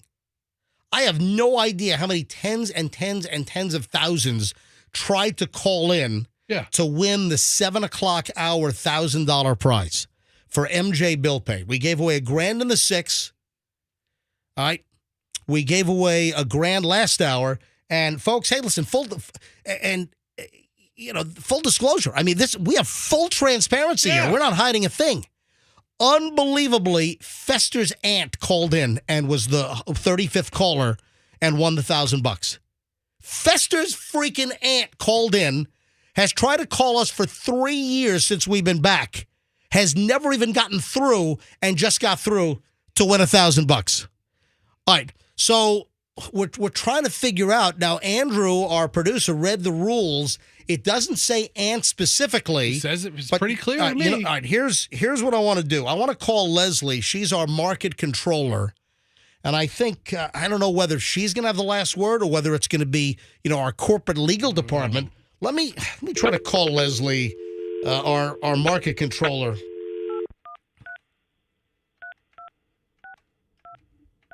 All right. Hey, Andrew, do me a favor. Pick up hot. You got that? You see what I'm dialing out?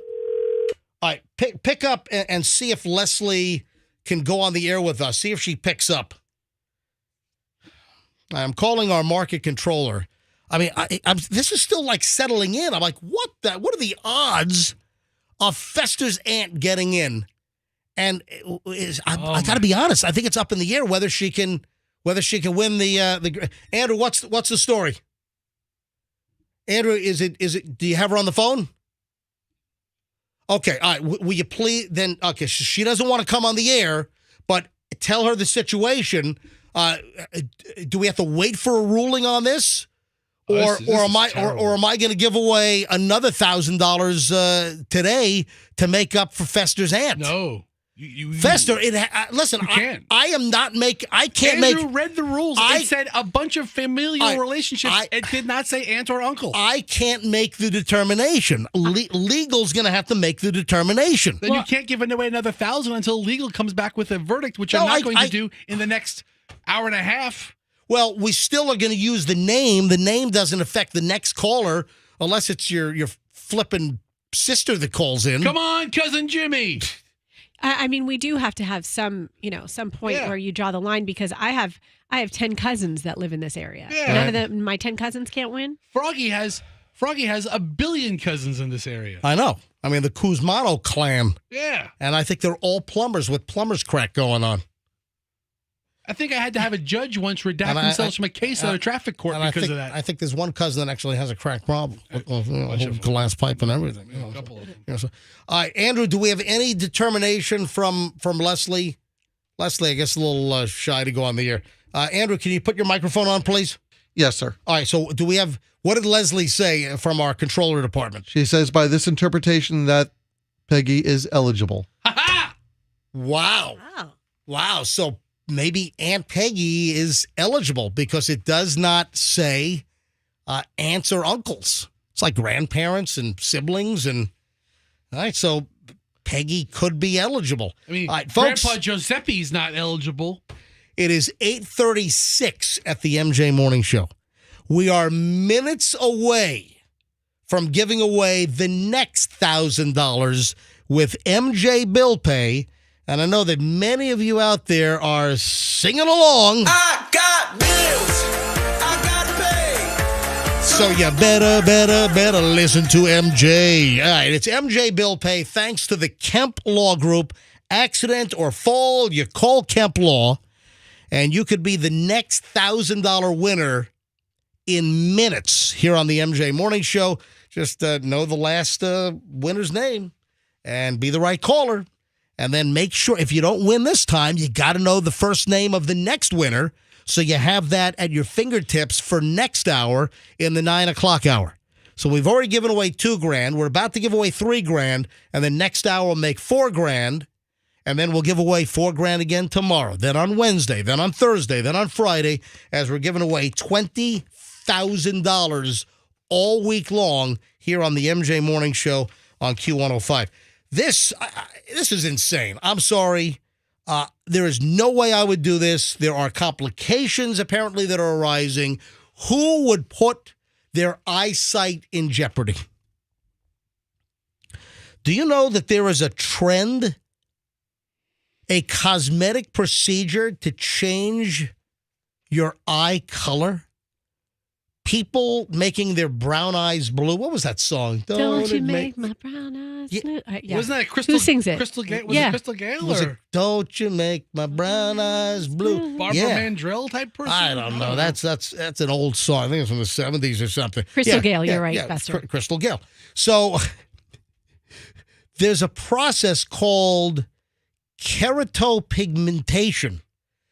Keratopigmentation, they use a laser to create a tunnel in the superficial cornea in order to place pigment.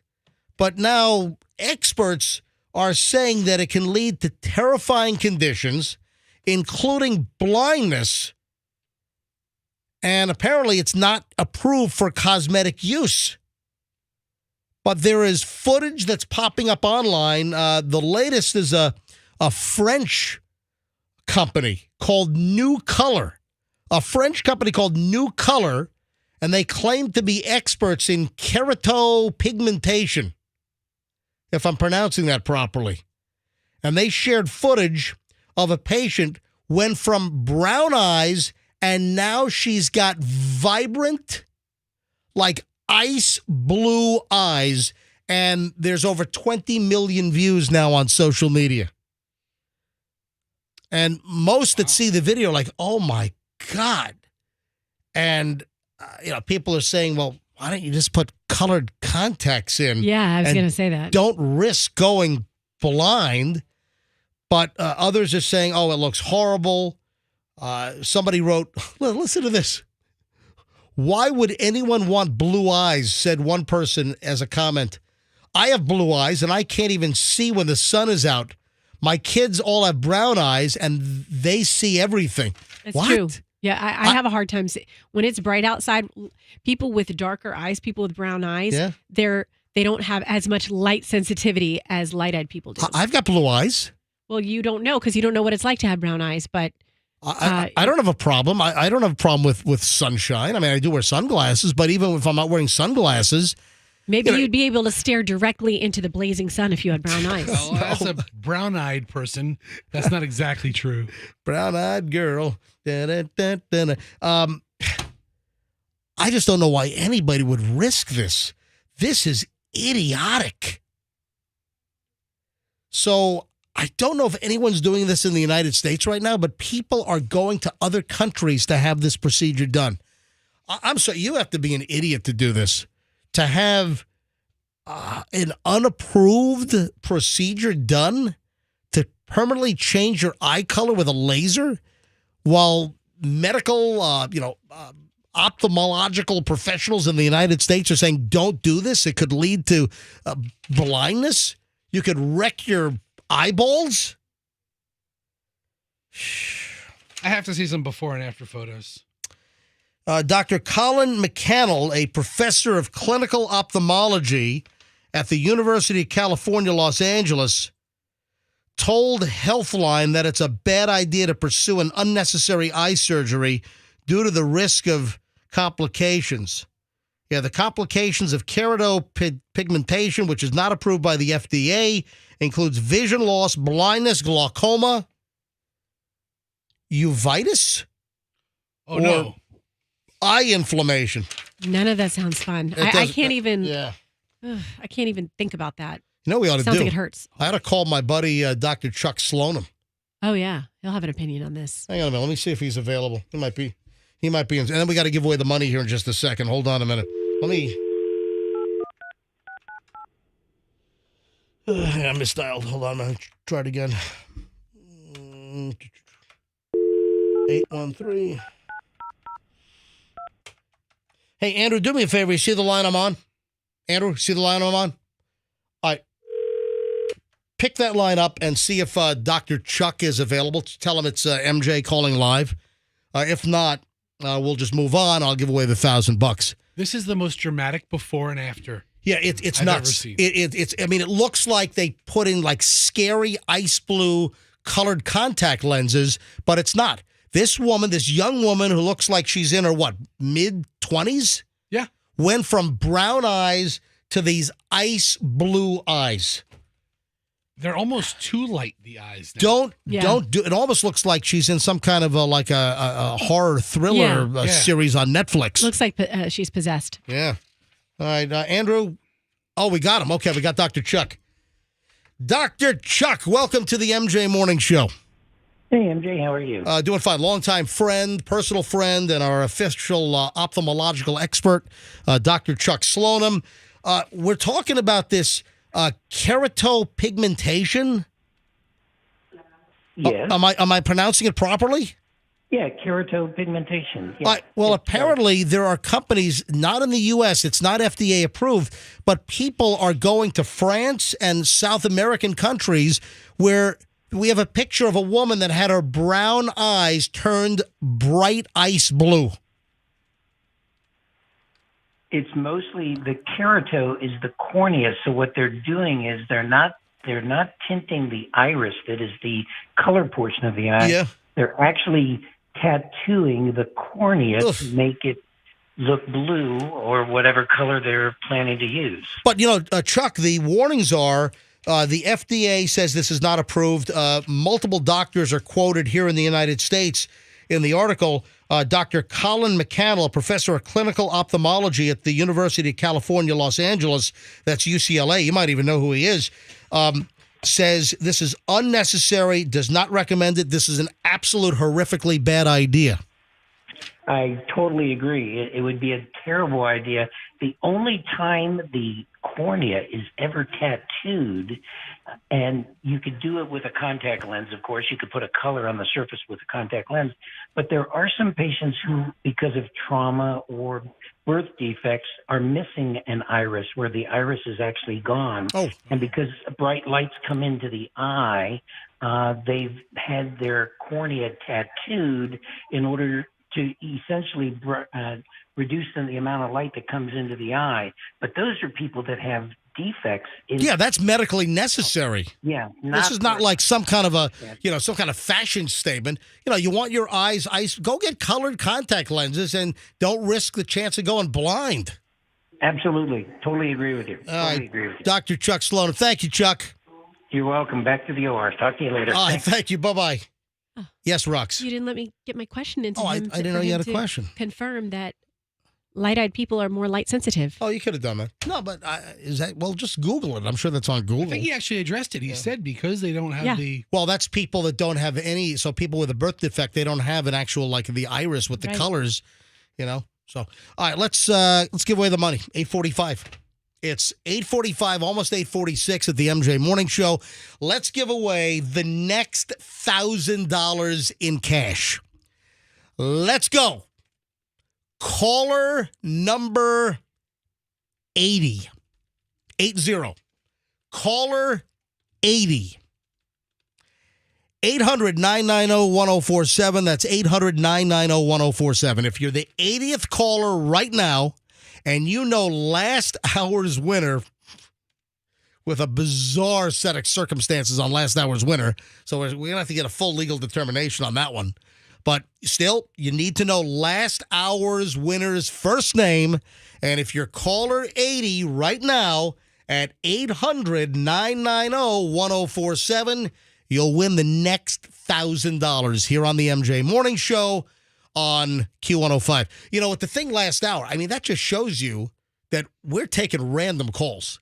We're taking, the number caller. We're going in order here. I'm just picking up calls live once Andrew tells me it's time to pick up a certain line. But what happened last hour just shows you that, man, this... You never know. You never know. I never know who's going to be on the other end of the line. Man, I'm getting texts from listeners telling me I should have kept my big mouth shut. I should have. You're right, Crazy Dave. You blurted. You said, my God, that's my aunt that just won. First of all, you're all excited about it. First of all, aunt is awfully far off of the familial tree. Caller 80 right now. Good luck. 800-990-1047. Oh, really? Your mother's sister is far off the family tree? For purposes of winning a radio How contest. How screwed up is your family tree, man? That's pretty dead. That's like almost immediate family. They should immediate family is children, siblings, and parents, and answer like next step over. Anyway, yeah, I would agree with that, but still. Now, I'm calling BS on this. I don't know. I saw an item where a woman says she's a high-fat carnivore. Do you know what a high-fat carnivore is? Sounds like someone who just eats pork or, bacon, like really rich, greasy bacon all the time. What was the diet with just all meat? What was that called? Keto. Well, Keto's a version of it. Keto's no carbs. Yeah, but what was the high? Not a paleo. Was it Atkins diet? Atkins, yes. Yeah, yes, it was. See, I never did that crap. I've never really done a diet, any kind of organized thing, or I never followed any trends or anything. But even Atkins, I think it's the carnivore diet. Atkins wasn't all meat. But I think MJ's trying to think of the one that came out initially. He's right. You were thinking of what was the launch of this heavy protein stuff. I let the two skinny people argue what diet names are called. So listen to this woman. This woman claims she eats a whole block of butter every day and 22 eggs. What?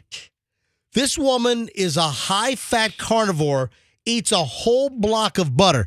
Now, when she says block of butter, it's not like one stick.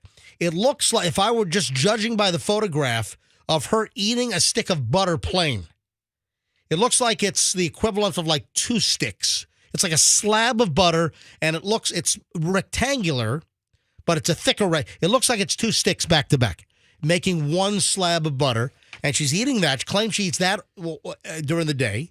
And then 22. How can anyone eat 22 flippin' eggs a day?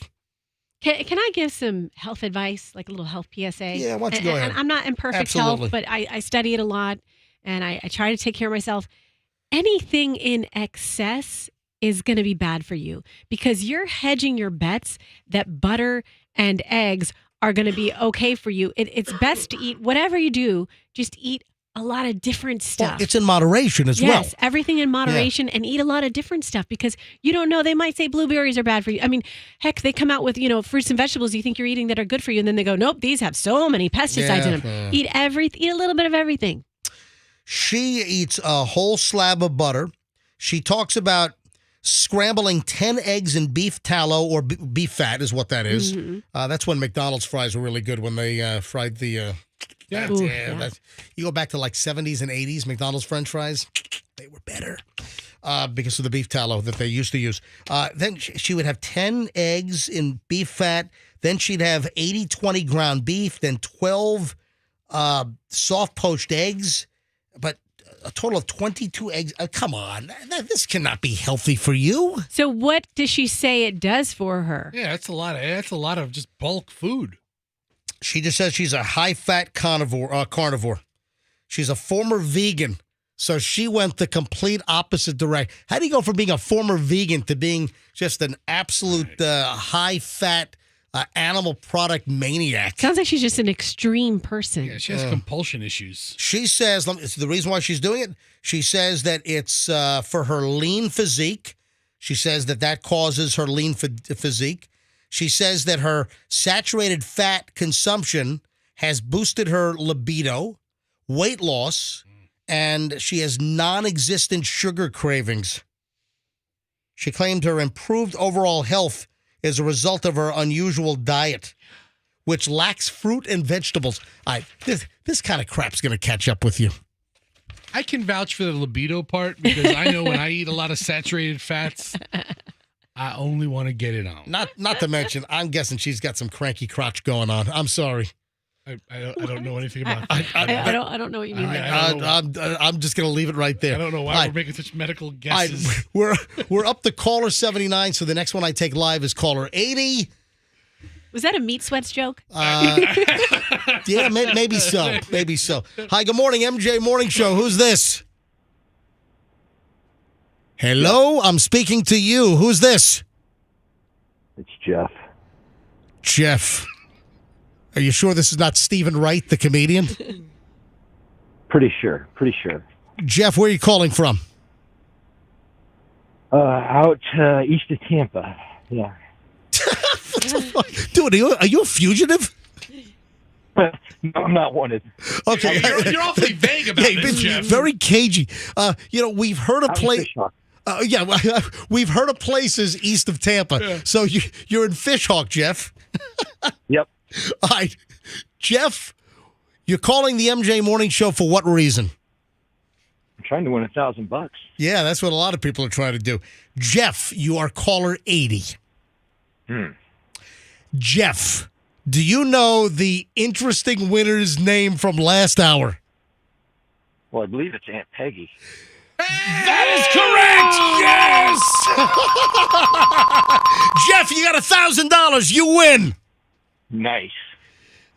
Jeff, congratulations. Thanks to the Kemp Law Group.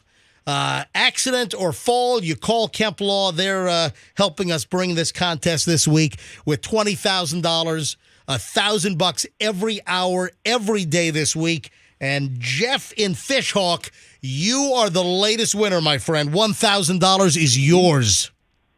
Awesome. All right, Jeff. That's awesome. Jeff, thank you for listening. Do you listen to the show or are you just here for the money? Oh, no, I listen. All right, awesome, Jeff. Jeff, thanks for the call, buddy. Hang on. Andrew will be the next voice you hear, and he'll give you all the information on how to get your $1,000 from the MJ Morning Show and the Kemp Law Group, okay? Awesome. Thanks so much. Thank you for listening, buddy. Yeah, I think he was kind of nervous. I think he was a little tentative at first. I don't know if he knew that he had gotten through and whether I was getting... Oh, you want to know? Because sometimes I'll pick up the next line and say... Hi, good morning, MJ Morning Show. Who's this? Hi, this is Katie. I'm sorry, what is it? My name is Katie. Hey, Katie, I've got a little bit of bad news. You were so close. You're caller 81. Oh, and I have to be 100. Say it again. No.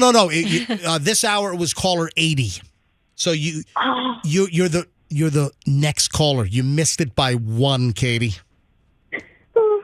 All right, but Katie, listen, Katie, I want to thank you from the bottom of my heart. I appreciate all of our listeners. I appreciate you, Katie. This is only the third contest on Monday. You still have next hour. You still have all day tomorrow, all day Wednesday, all day Thursday, and, of course, all of our hours on Friday as well, okay? Awesome. All right. I'll be listening. Katie, thanks for listening, and thanks for being a great sport. Thank you. All right. So maybe he was being cagey that I was going to, play with him and say, oh, yeah, you just missed it. Now, so congratulations to the last winner. Folks, you heard the winner's first name moments ago. You need his first name to win next hour. So in the 9 o'clock hour, we're going to tell you to call in, know the caller that just won, his first name, be the right caller. You can win $1,000 next hour. And then make sure you're listening next hour because you need that name for the 6 a.m. hour tomorrow.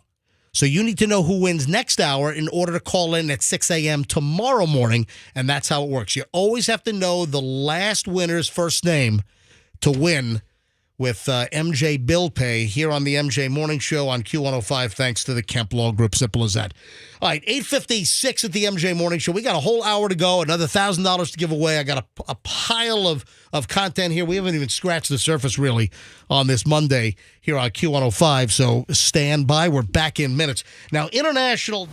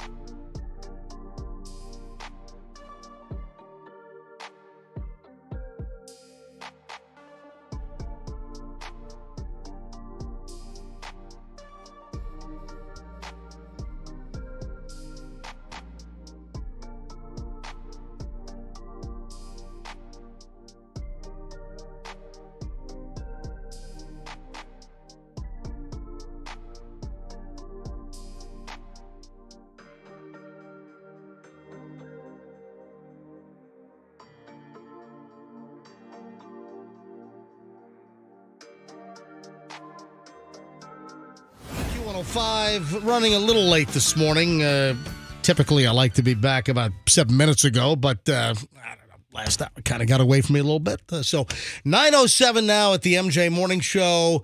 We've got another $1,000 to give away this hour. $1,000 on the way. It'll be the final grand for today, for this Monday. All you got to do is be the right caller when I tell you what caller that is going to be this hour. And no last hour's winner's first name. And you'll be the latest grand winner. Now, if you don't get in, keep in mind, pay attention, you got to know the name of this hour's winner for 6 a.m. tomorrow. And then the process starts all over again. It's kind of like tablet tag. You always have to know the last winner's first name and be the right caller. $1,000 on the way in minutes here on the MJ Morning Show on Q105. Stand by. And thanks to all new listeners, because you do a contest like this, inevitably, you got tons of people that are obviously regular MJ Morning Show listeners, but a contest like this with the promotion we've done and word of mouth is going to bring some new listeners in. Everything okay, Rox? Yes. You just did like a ooh. Oh. I saw your lips do a ooh. Did they? I'm just excited about the contest. Oh, come on. I am. You were looking at your computer screen. You went, ooh. No, nothing on my computer screen. Oh, well, what is okay, it? What is okay, it then? I'll tell you. I know. You know what? It really. You can't BS you, me. You know what? I'm excited about the contest. No, what's up? Come on. That is kind of like, that is pretty amazing about you, that you can tell from one look at me that I have something I'm thinking about. Yeah, you are. Your brain is doing, I mean, it's just short of smoke coming out of your ears. What's going on? Okay, I just got off the phone with my... The heck is that? So I'm trying to find a piece of audio. My computer pod is still up on your board, which I don't control. All right, I control that, but just let me know. Hey, get that audio for me again, would you please? For it. That's what I'm in the middle of. Dude, you had it an hour ago, and you can't find it now? It's a lot of crap here. Well, find the one you had previously. I can't. I did this. I put the same search engines in, and I'm getting different results on the Google. Oh, this might be it. Maybe it is. All right, hold on a minute. I just hit pause there. So, Roxanne, what's up with you? So I was just out in the hall. I called one of my doctors, and so my kids this afternoon, I'll have both of them. I don't have a sitter today on Monday, and it's early release. So I called. Whoa, hold on. Yes, it's early release Mondays. For whom? Hillsborough County does early release for public schools. Wait a minute. Well, hold on. So they're just back to school today, and there's already an early release today? It's every Monday. Every Monday is early release unless otherwise noted. How early is the release? Like, you drop them off at 8:30, they're out by 10? Yeah, That's like an hour and 10 minutes early from normal out time.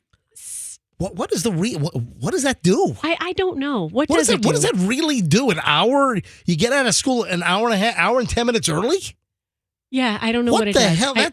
That sounds like more trouble than it's worth. Well, it can really mess you up when it comes to pickups and all that. Yeah. All right, so what's the issue with you? It's not an issue, but I was just, so I'm going to do something with them this afternoon. So what I'm going to do, I'm really excited about it. And the facial expression you saw, I'm going to take my older daughter, and my younger daughter will be in tow, to meet the doctor who made her come into this world.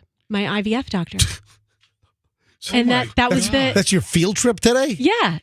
And I just, like, when you saw me, I just got off the phone with them. I'm like, is he there today? Yes, he is. And I just kind of got overrun with emotion because I'm like, this child is 6 now, and he literally, like, took her. What's his name? Tony Test Tube? No. All right, well, sounds like a hell of a field trip. It's gonna be fun. Yeah. All right, sounds fantastic. I'll tell you how it goes tomorrow. All right. Hey, I've got a little heads up, little warning on a couple of food items, ladies and gentlemen, because when it comes to food safety, the MJ Morning Show is your top source for information. And if we're not talking about juicy juice on the MJ Morning Show, then we're talking about charcuterie platters, right? I don't know why charcuterie boards come up on this show from time to time, but salmonella outbreak is linked to a charcuterie board sold at Sam's Club. What they do now is they make these charcuterie boards and they wrap them. Yeah, they wrap them like a pound of bacon. You know, they put them in the plastic wrap, and you, like, rip it open, and boom, it's like instant charcuterie board. It seems like a lazy way of going about it. I've had some pretty good ones, but they've been made. You need to go to the deli and get your own gabagool sliced. All right? Cut your own cheese. Didn't sound right, did it? I do all the time. Cut your own cheese. And your own gabagool. Anyway, Sam's Club has prepackaged charcuteries. At least 24 people in 14 states have been sickened. 5 hospitalized with salmonella poisoning. And this is causing the recall of this charcuterie meat snack tray sold at some Sam's Club stores, according to the U.S. Centers for Disease Control and Prevention. Fratelli Beretta USA. Sounds like they make a 9mm, doesn't it? Yeah. Fratelli Beretta. I wonder if it's a relative. A New Jersey meat processing company has recalled more than 11,000 pounds of Bussetto Foods brand ready-to-eat charcuterie meat products this week because they may be tainted with salmonella. The meat trays are labeled as Bussetto Food Charcuterie Sampler Prosciutto, Sweet Sopressata, and Dry Copa. Where's the gabagool? Where's the gabagool? Where's the gabagool? I need the gabagool. It sounds like delicious to get Salmonella Sam's charcuterie board. Yeah. Salmonella Sam's. Man, that'd be a good name for a restaurant. Welcome to Salmonella Sam's. Hey, I'm Sam. Welcome to Salmonella Sam's. We don't wash anything. No, we use raw eggs and everything. And in fact, we smeared your silverware with raw egg wash at Salmonella Sam's. Oh, and guess what? We got some chicken been sitting out for days. You like raw chicken? Yeah, We do too. Well, we got a raw chicken appetizer you're going to love here at Salmonella Sam's. We're working on a raw chicken charcuterie board. Yeah. And you know my cousin Botulism Berry? Bring the whole family.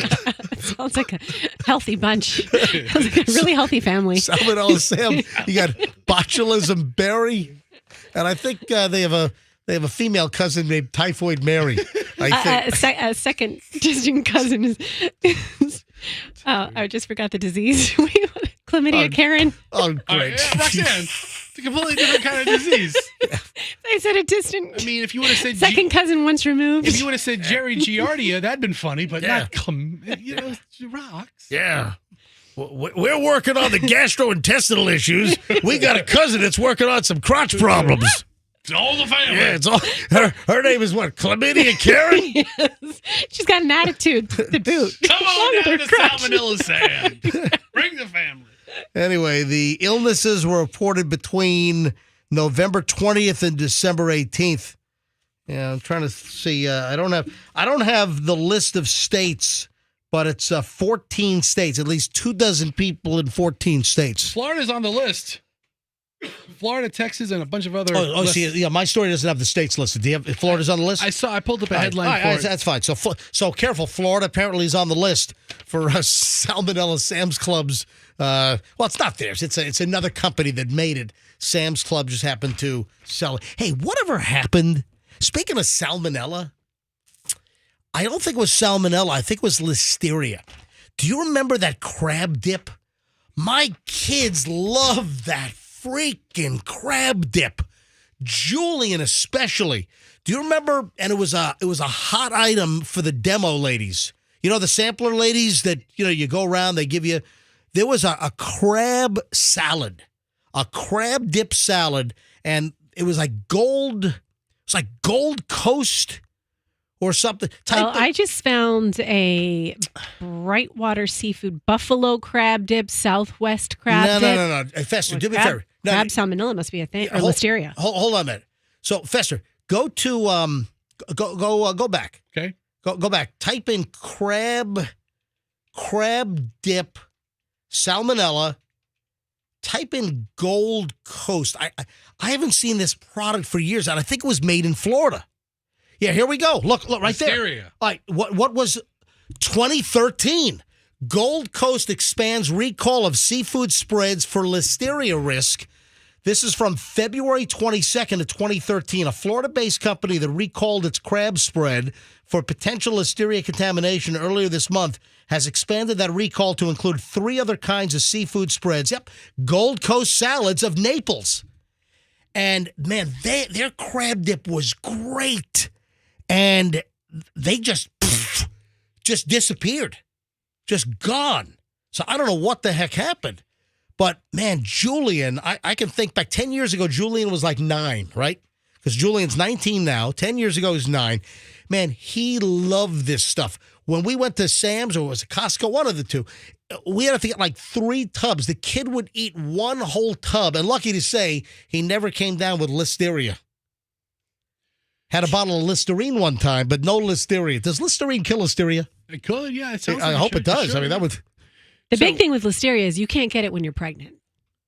That was Really? the whole thing. You're immune to it? So you No, have a I'm shield? sorry. I said that the wrong way. I know. You're gonna get. Yeah, I know. okay. I know what you meant. That's bad news. So do you remember there was the ice cream place in Sarasota, Big Olaf? Big Olaf's, yeah. Yeah. So it's in Sarasota. Are they still around? So recently we went camping, and Big Olaf's down in Mayaca Sarasota's right next door. So we went into town. Big Olaf's is now rebranded, so it's a different name. And we went to have the ice cream there. Yep. It tasted better with the listeria. I'm just saying. I mean, that's not nice to say. I'm just saying. So hold on, is it the same owners or was it sold? I don't know if they sold it to a different family or something. Big Olaf's. They had an issue. So that name is gone. It's now. I guess if you didn't someone die from Big Olaf's? I think so. Yeah, I think an old lady died from whatever the contamination was. 1 death, 27 hospitalizations. Ugh. In That's 11 states. All right, did you find my audio from the NTSB? I don't know. I don't know how you find something an hour ago and you can't find it again. Well, the internet is forever changing. The Google is playing tricks on you? Everybody plays tricks on me. I love Bob. My favorite audio bite of the week is the chairwoman or the chairman or the chairperson of the NTSB, the National Transportation Safety Board. My favorite audio bite is of her last night at a press briefing. They came back and did a second briefing because Bob found the airplane part that blew off of the Boeing 737 MAX 9. So roll the audio here. Let's see if this is it. This is her kind of walking up to the stage again. Walking up to the mic. I know it's unusual to come back a second time, but I wanted to make sure that you had all this information Here in it real is. time. Yep. I'm excited to announce that we found the door plug. They found it. Thank you, Bob. Bob, I will not give you Bob's last name. Somebody found a butt plug also, but that's a whole different story. I'm sorry. So, thank you, Cliff, for giving us that. I'm sorry. We found all the plugs that were missing. I couldn't help myself. All right, so Bob, a guy named Bob, a school teacher in Portland, Oregon, found the airplane panel, the door plug that blew off of this Boeing 737 MAX 9 from Alaska Airlines. Bob found it in his backyard. Thank you, Bob. Thank you, Bob. I will not give you Bob. Bob! Thank you. Information Thank you, real Bob. time. I'm excited to announce that we found the door plug. Thank you, Bob. Bob, I will not give you Bob's last name, but Bob contacted us at witness@ntsb.gov with 2 photos of the door plug and said he found it in his backyard. Thank you, Bob. Please, I will reach out to you so that so that I can thank you myself. I got to believe that some team from the NTSB, some Go team, they went right away to Bob's house to collect the door. So they have it.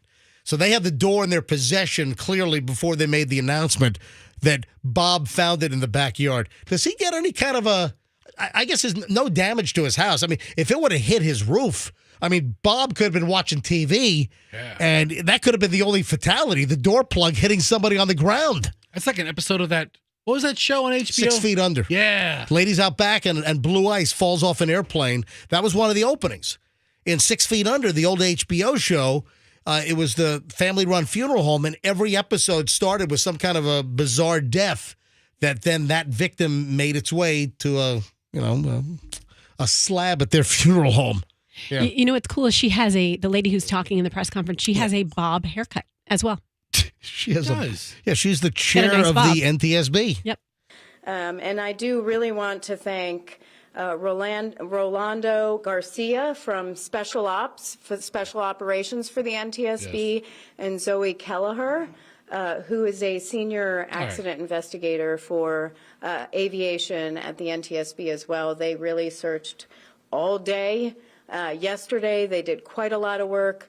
Yeah, I mean, they knew where the plane was at 16,000 feet, and I can't imagine that kind of panel's going to really drift and float like a paper bag blowing in the wind. Who's that? That's Katy Perry.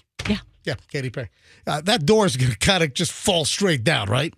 I was like, how tough is it to figure out? I mean, they knew what the airplane was over when the sudden depressurization happened and the plug blew out of the side of the Boeing aircraft. The Katy Perry lyric is plastic bag. Oh, what did I say? Not paper bag. Oh, I meant plastic bag. Paper or plastic. I said paper or plastic? Yeah, Katie went with Did plastic. I said paper? You said paper. I meant plastic. Like your paper bag. I'm sorry. What song is that? Nobody knows. That's not the lyric. All right, I'm sorry.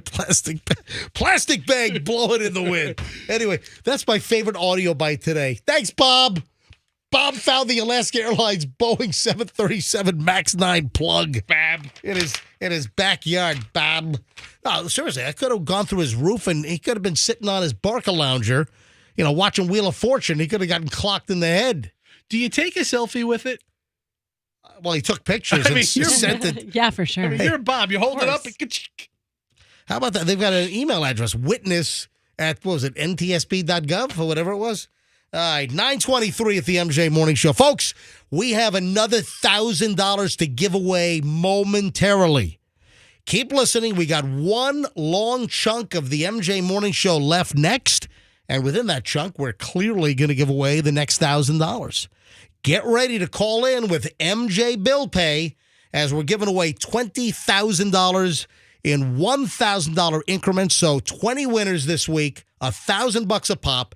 Every hour, every day this week during the MJ Morning Show. And the 9 o'clock $1,000 pile is going to be given away next here on the MJ Morning Show on Q105.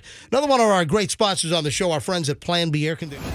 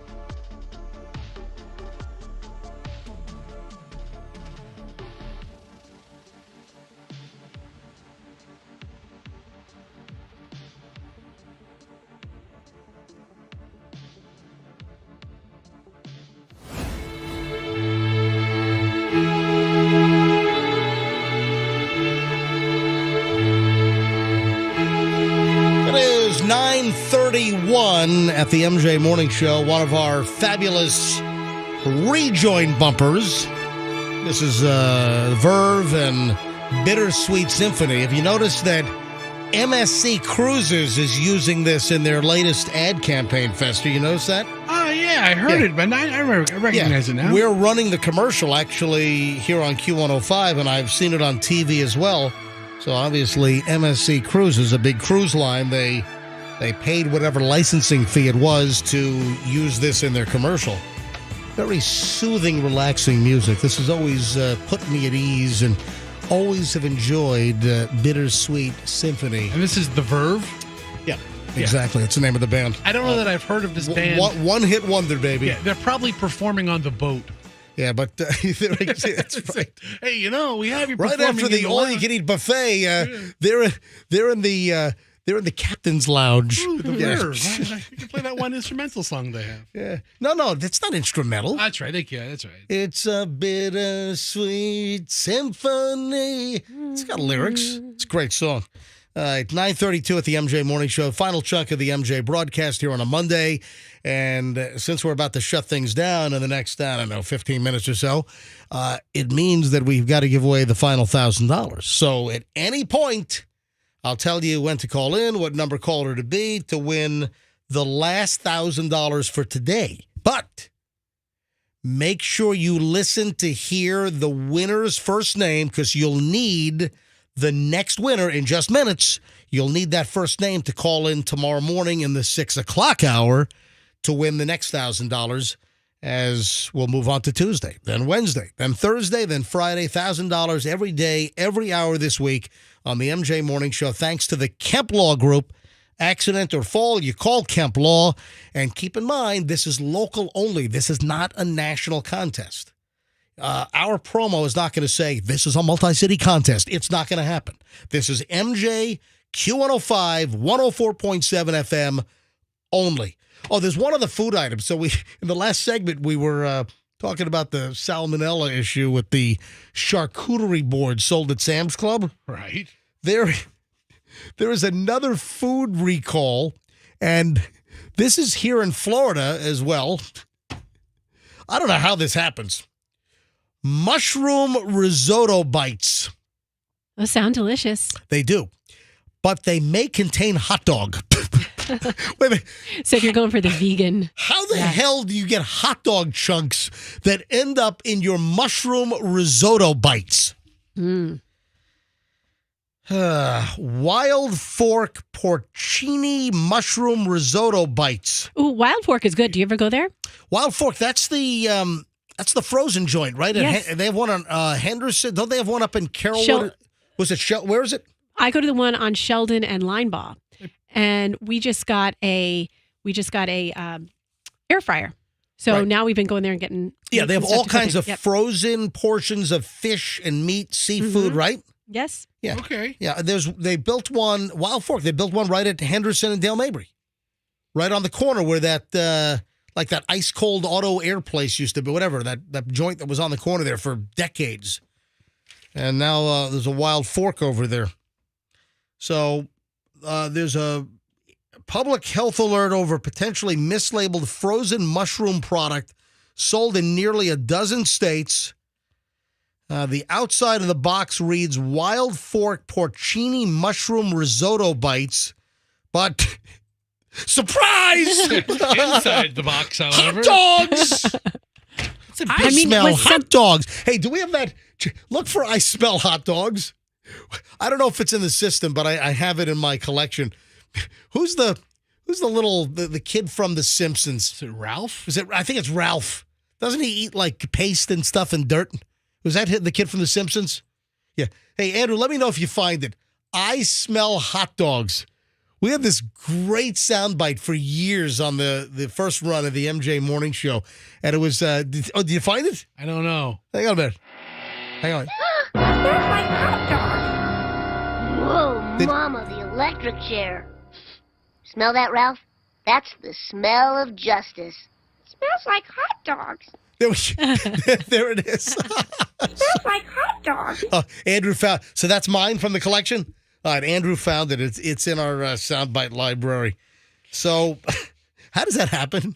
Let's see. We got a recipe with risotto and mushrooms, and suddenly Ballpark Franks make their way in. I don't know who's Franks. Well, Yeah. I think Jim on the production line was eating a hot dog while he was supervising the mushroom risotto mixture. Hey. And he just was like, this. Anybody see my hot dog? I'll put it right here by the mushroom risotto belt. Or does the factory that makes the porcini mushroom risotto, do they also make some kind of like a hot dog hors d'oeuvre or something? Anyway. I'd like some hot dog risotto. It's our favorite. Yeah. What else? So the outside of the box reads Wild Fork porcini mushroom risotto. Inside, consumers might actually find hot dogs in a puff pastry. So that's what it is. Oh, that's exactly what it is. They were doing the little pigs in a blanket. Yeah. So they're doing those little hot dog cocktail franks, like little cheap hors d'oeuvres at the VFW for some event. And they put the hot dog pastry bites in the wrong box. I would be happier to get the hot dog. All right, hang on a minute. Risotto bites, hot dog. When you open up your porcini risotto, don't you realize that it's a hot dog? It's a little mini Frank. It might look the same. It's a little mini wiener in there, don't you? Yeah. You could take some like hot dog and wrap it in like that phyllo dough. Yeah. And I feel like you have different customers going for both of those, like more of a hoity-toity for the porcini risotto. By the way, our state, Florida, is on the list. It's a 7.5-ounce cardboard box shipped to retailers around the country, including Florida. Best by date of 10/11/24. So that's the story. So you might be expecting, your guest might be expecting a delicious risotto porcini mushroom deal and risotto bite. And I guess Wild Fork has them on the menu or on the website for $6.98. How much are the hot dogs? It has to be $1 or $2 less. They must. I wonder if they sell hot dogs or if it was just the manufacturer also makes hot dogs, little pastry hot dogs, and they just ended up in the wrong box. So interesting. So. All right, before we get out of here, we obviously have to give away $1,000 in cash. So that's going to happen in just a matter of minutes. Oh, update, breaking news update, ladies and gentlemen. News update, ladies and gentlemen. The maniac that did Superman and flew through the air over the judge's bench out in Nevada. Yeah. He has been moved to solitary confinement. Good? Yeah. It seems like a really good move. You know what they're calling him? The flying felon. Look, up in the air. It's a bird. It's a plane. No, it's the flying felon from Las Vegas. Man, that guy could do like a circus act kind of thing. He could have. The Raiders could have used him this weekend. So he has been moved to solitary confinement in the detention facility. Deobra Redden was moved to a solo cell after he lunged at the judge. And literally, this dude is doing a Superman flying through the air pose. And have you seen the still shots of him? Like they freeze it. He is literally like Superman midair, tackling this judge. Luckily, the judge was just, banged up a little bit. The judge is fine, back to work. But he was immediately, pummeled by bailiffs and some dude in a blue. And he was taken to, the Clark County lockup. And now he's been moved to solitary confinement. He's been moved to, he's a 2C inmate. So I guess a 2C inmate means solitary solo cell. I think you put him in the hole. Put him in the shoe. Put him in the hole. Like a little Shawshank or something, I think the judge ought to be able to just take whacks at the guy like with a piñata stick. What do you think? I mean, other than increasing his penalty or his time, what can they do to him? What do you mean? I mean, she can't sue him, right? No, I don't think. Well, you know what? Technically, if she's hurt, she probably could file a civil action against him. Some type of a lawsuit. However, this dude has been slapped with new felony charges. He's going to do some serious time for that. Yeah, that's going to buy him some serious jail time for that stunt, those shenanigans. Something that what was that? Oh, Andrew says, yeah, his commissary and internet privileges will be taken away. All right, let's give away the $1,000 now so we can do a couple of items before we shut things down. I need time for Andrew to screen the call here. The last and final $1,000 winner for today here on the MJ Morning Show will happen right now. Let's go with, Roxanne, why don't you spin your magical brain wheel and pick a number. What number caller should we take right now? 72. There it is. 72's. 72. Caller 72 right now. 800-990-1047. If you caller 72 and you know last hour's winner's first name, you'll win $1,000 with MJ Bill Pay here on the MJ Morning Show, thanks to the Kemp Law Group. So if you've been singing all morning long, I got bills I gotta pay. So you better listen to MJ. Got mouths I gotta feed. So I'm gonna make sure everybody eats. All right, here we go. Caller 72 right now, 800-990-1047. 800-990-1047. Caller 72 wins the next $1,000. Just be the right caller and know the last hour's winner's first name. Simple as that. We'll take the call live on the air in minutes. Couple of celebrity issues from last night. The Golden Globes, which I watched absolutely zero. Bubkus. I didn't even know it was on. Yeah, they couldn't even get a host. They had to settle for some, I think they just found somebody on the side of the road to host the show. Wait, so the guy they had host the show is a pretty big name comic. Well, he bombed. They said that his monologue was a bomb. And then he pissed off Taylor Swift. He tried to take a shot at Tay-Tay. Well, he did. He didn't try. He took a shot. And listen, I thought that was kind of humorous, but I don't think Tay-Tay, I don't think Taylor Swift thought it was funny. Anyway, I didn't even know. We're watching football last night, and Michelle's, it was like halftime. Michelle's like, hey, I think the Golden Globes are on tonight. I'm like, I don't care. She's like, you want me to change it during halftime? I'm like, no. I said, I'd rather watch, T-Mobile commercials than watch the Golden Globe Awards. So, Golden Globes, not a lot of buzz on this. It was absent for a while. Remember it disappeared? Wasn't there some kind of there was a scandal with, was it the diversity with the Golden Globes or the Hollywood Foreign Press? And I got to be honest, I could give a flying crap what the Hollywood Foreign Press thinks about, entertainment and media in the United States. So they got in trouble, I think, for lack of diversity. It went away. Now it's back. Why did they just keep the Golden Globes away? So it was on last night. They couldn't find a host because nobody was. It's like a toxic deal because of the organization and their previous operations, and nobody wanted a host. So they got a hold of, what was it, Joe Coy? Yeah. What do you know about Joe Coy? He's a stand-up comedian. He's a top shelf touring comic. That's it. That's all I know about him. I've never seen his act. But I know he's a comic. Does he show up in town at comedy clubs, Yeah, or does he fill venues like Ruth Eckerd or the Mahaffey, or I think he's like a Ruth Eckerd size kind of comic? Okay, not a Emily Arena size comic. But he's not doing like small clubs. He's not doing side splitters. Or like Pissant Comedy Farm or over in Sefner. He will not be at Pissant. He will not be at the Sunshine. Have you been to Pissant Comedy Farm in Sefner? Once. Yeah. Once. Who was the act? Skitch.